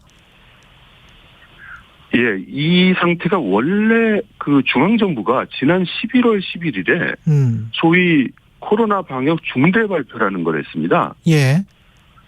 그러면서 20개 사항 조치를 이야기하면서 근데 그 20개 사항이라는 게 그 별게 없었어요. 그렇지만 그날 어떤 식으로 얘기를 했냐면 중앙정부에서 방역 정책을 세우고 방역 방침을 만든 거에는 잘못이 없다. 그래서 이걸 계속할 거다. 또 같은 날 그 신화사 같은 데서는 이 제로 방역만이 우리의 살 길이다. 뭐 이렇게 이제 논설도 내고요. 단지 그때 그 중국 사람들은 알아들을 수 있는 화법으로 사실상 풀어준 거였어요. 그러니까 지금 그러니까 언론에서 보도하기로는 중앙정부가 방역 완화로 풀었다 이렇게 이야기를 하고 있지 않습니까? 예.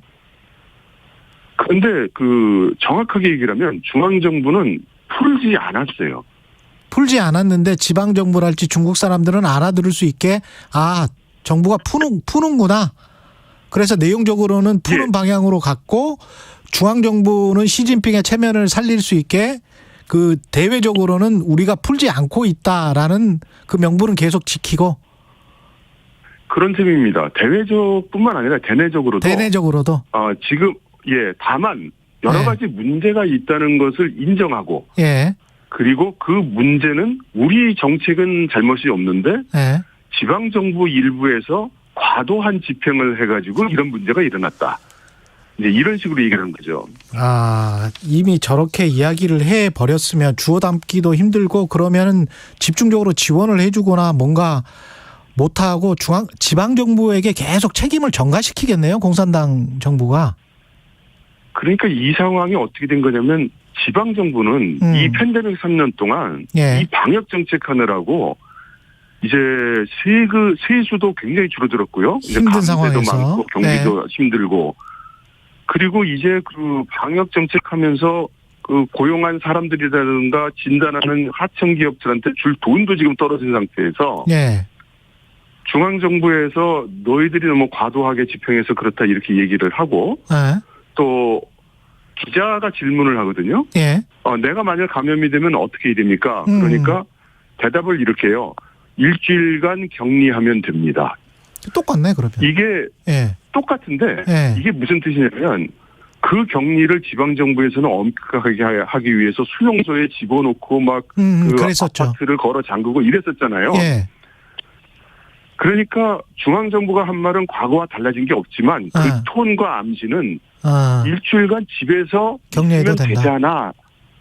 이런 뜻으로 이제 해석이 된 거죠. 더 이상 물어보지 마. 뭐 이런 거네요. 예. 예. 난처하니까. 그러니까 지방정부에서는 막 숨이 턱에 탔고 있던 차에 에이 그렇다면 우리가 왜 이 고생을 하고 돈 쓰고 욕먹고 이러느냐.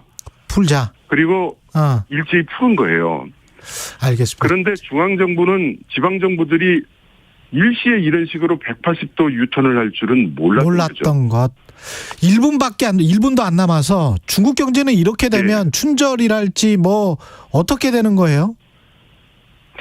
춘절은 풀어줄 겁니다. 지금 을종 전염병으로 전환해서 평상 체제로 돌아가기로 한 거고요. 그러면 계속 사망자가 사망자가 계속 늘어나는 수밖에 없네요. 상황은 아마 그럴 것 같습니다. 불행하게도. 알겠습니다. 예, 중국 상황을 좀 전해드렸습니다. 자주 좀 나와주십시오. 예, 네네. 예, 새해에는 자주 뵙겠습니다. 중국 베이징에서 이철 작가였습니다. 고맙습니다. 네, 감사합니다. 예, 12월 30일 금요일 KBS 1라디오 최경영의 최강시사였고요. 여러분 새해 복 많이 받으십시오. 예, 감사합니다.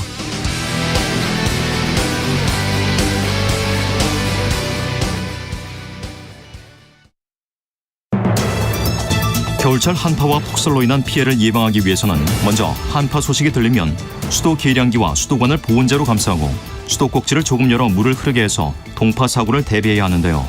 만약 수도 계량기가 동파됐다면 각 지역 수도사업소 또는 국번 없이 121번에 신고하면 됩니다. 농어촌에서는 농작물과 가축, 양식장의 피해를 막기 위해 보온덮개나 방풍막을 꼭 설치하고 기상정보를 수시로 확인합니다. 또 대설특보가 발표되면 내 집, 내 점포 주변 눈을 스스로 치우고 필요할 경우 염화칼슘이나 소금, 모래를 뿌려 미끄럼 사고를 예방합니다. 눈이 많이 쌓이면 지붕, 옥상, 차량 위에 눈도 치웁니다.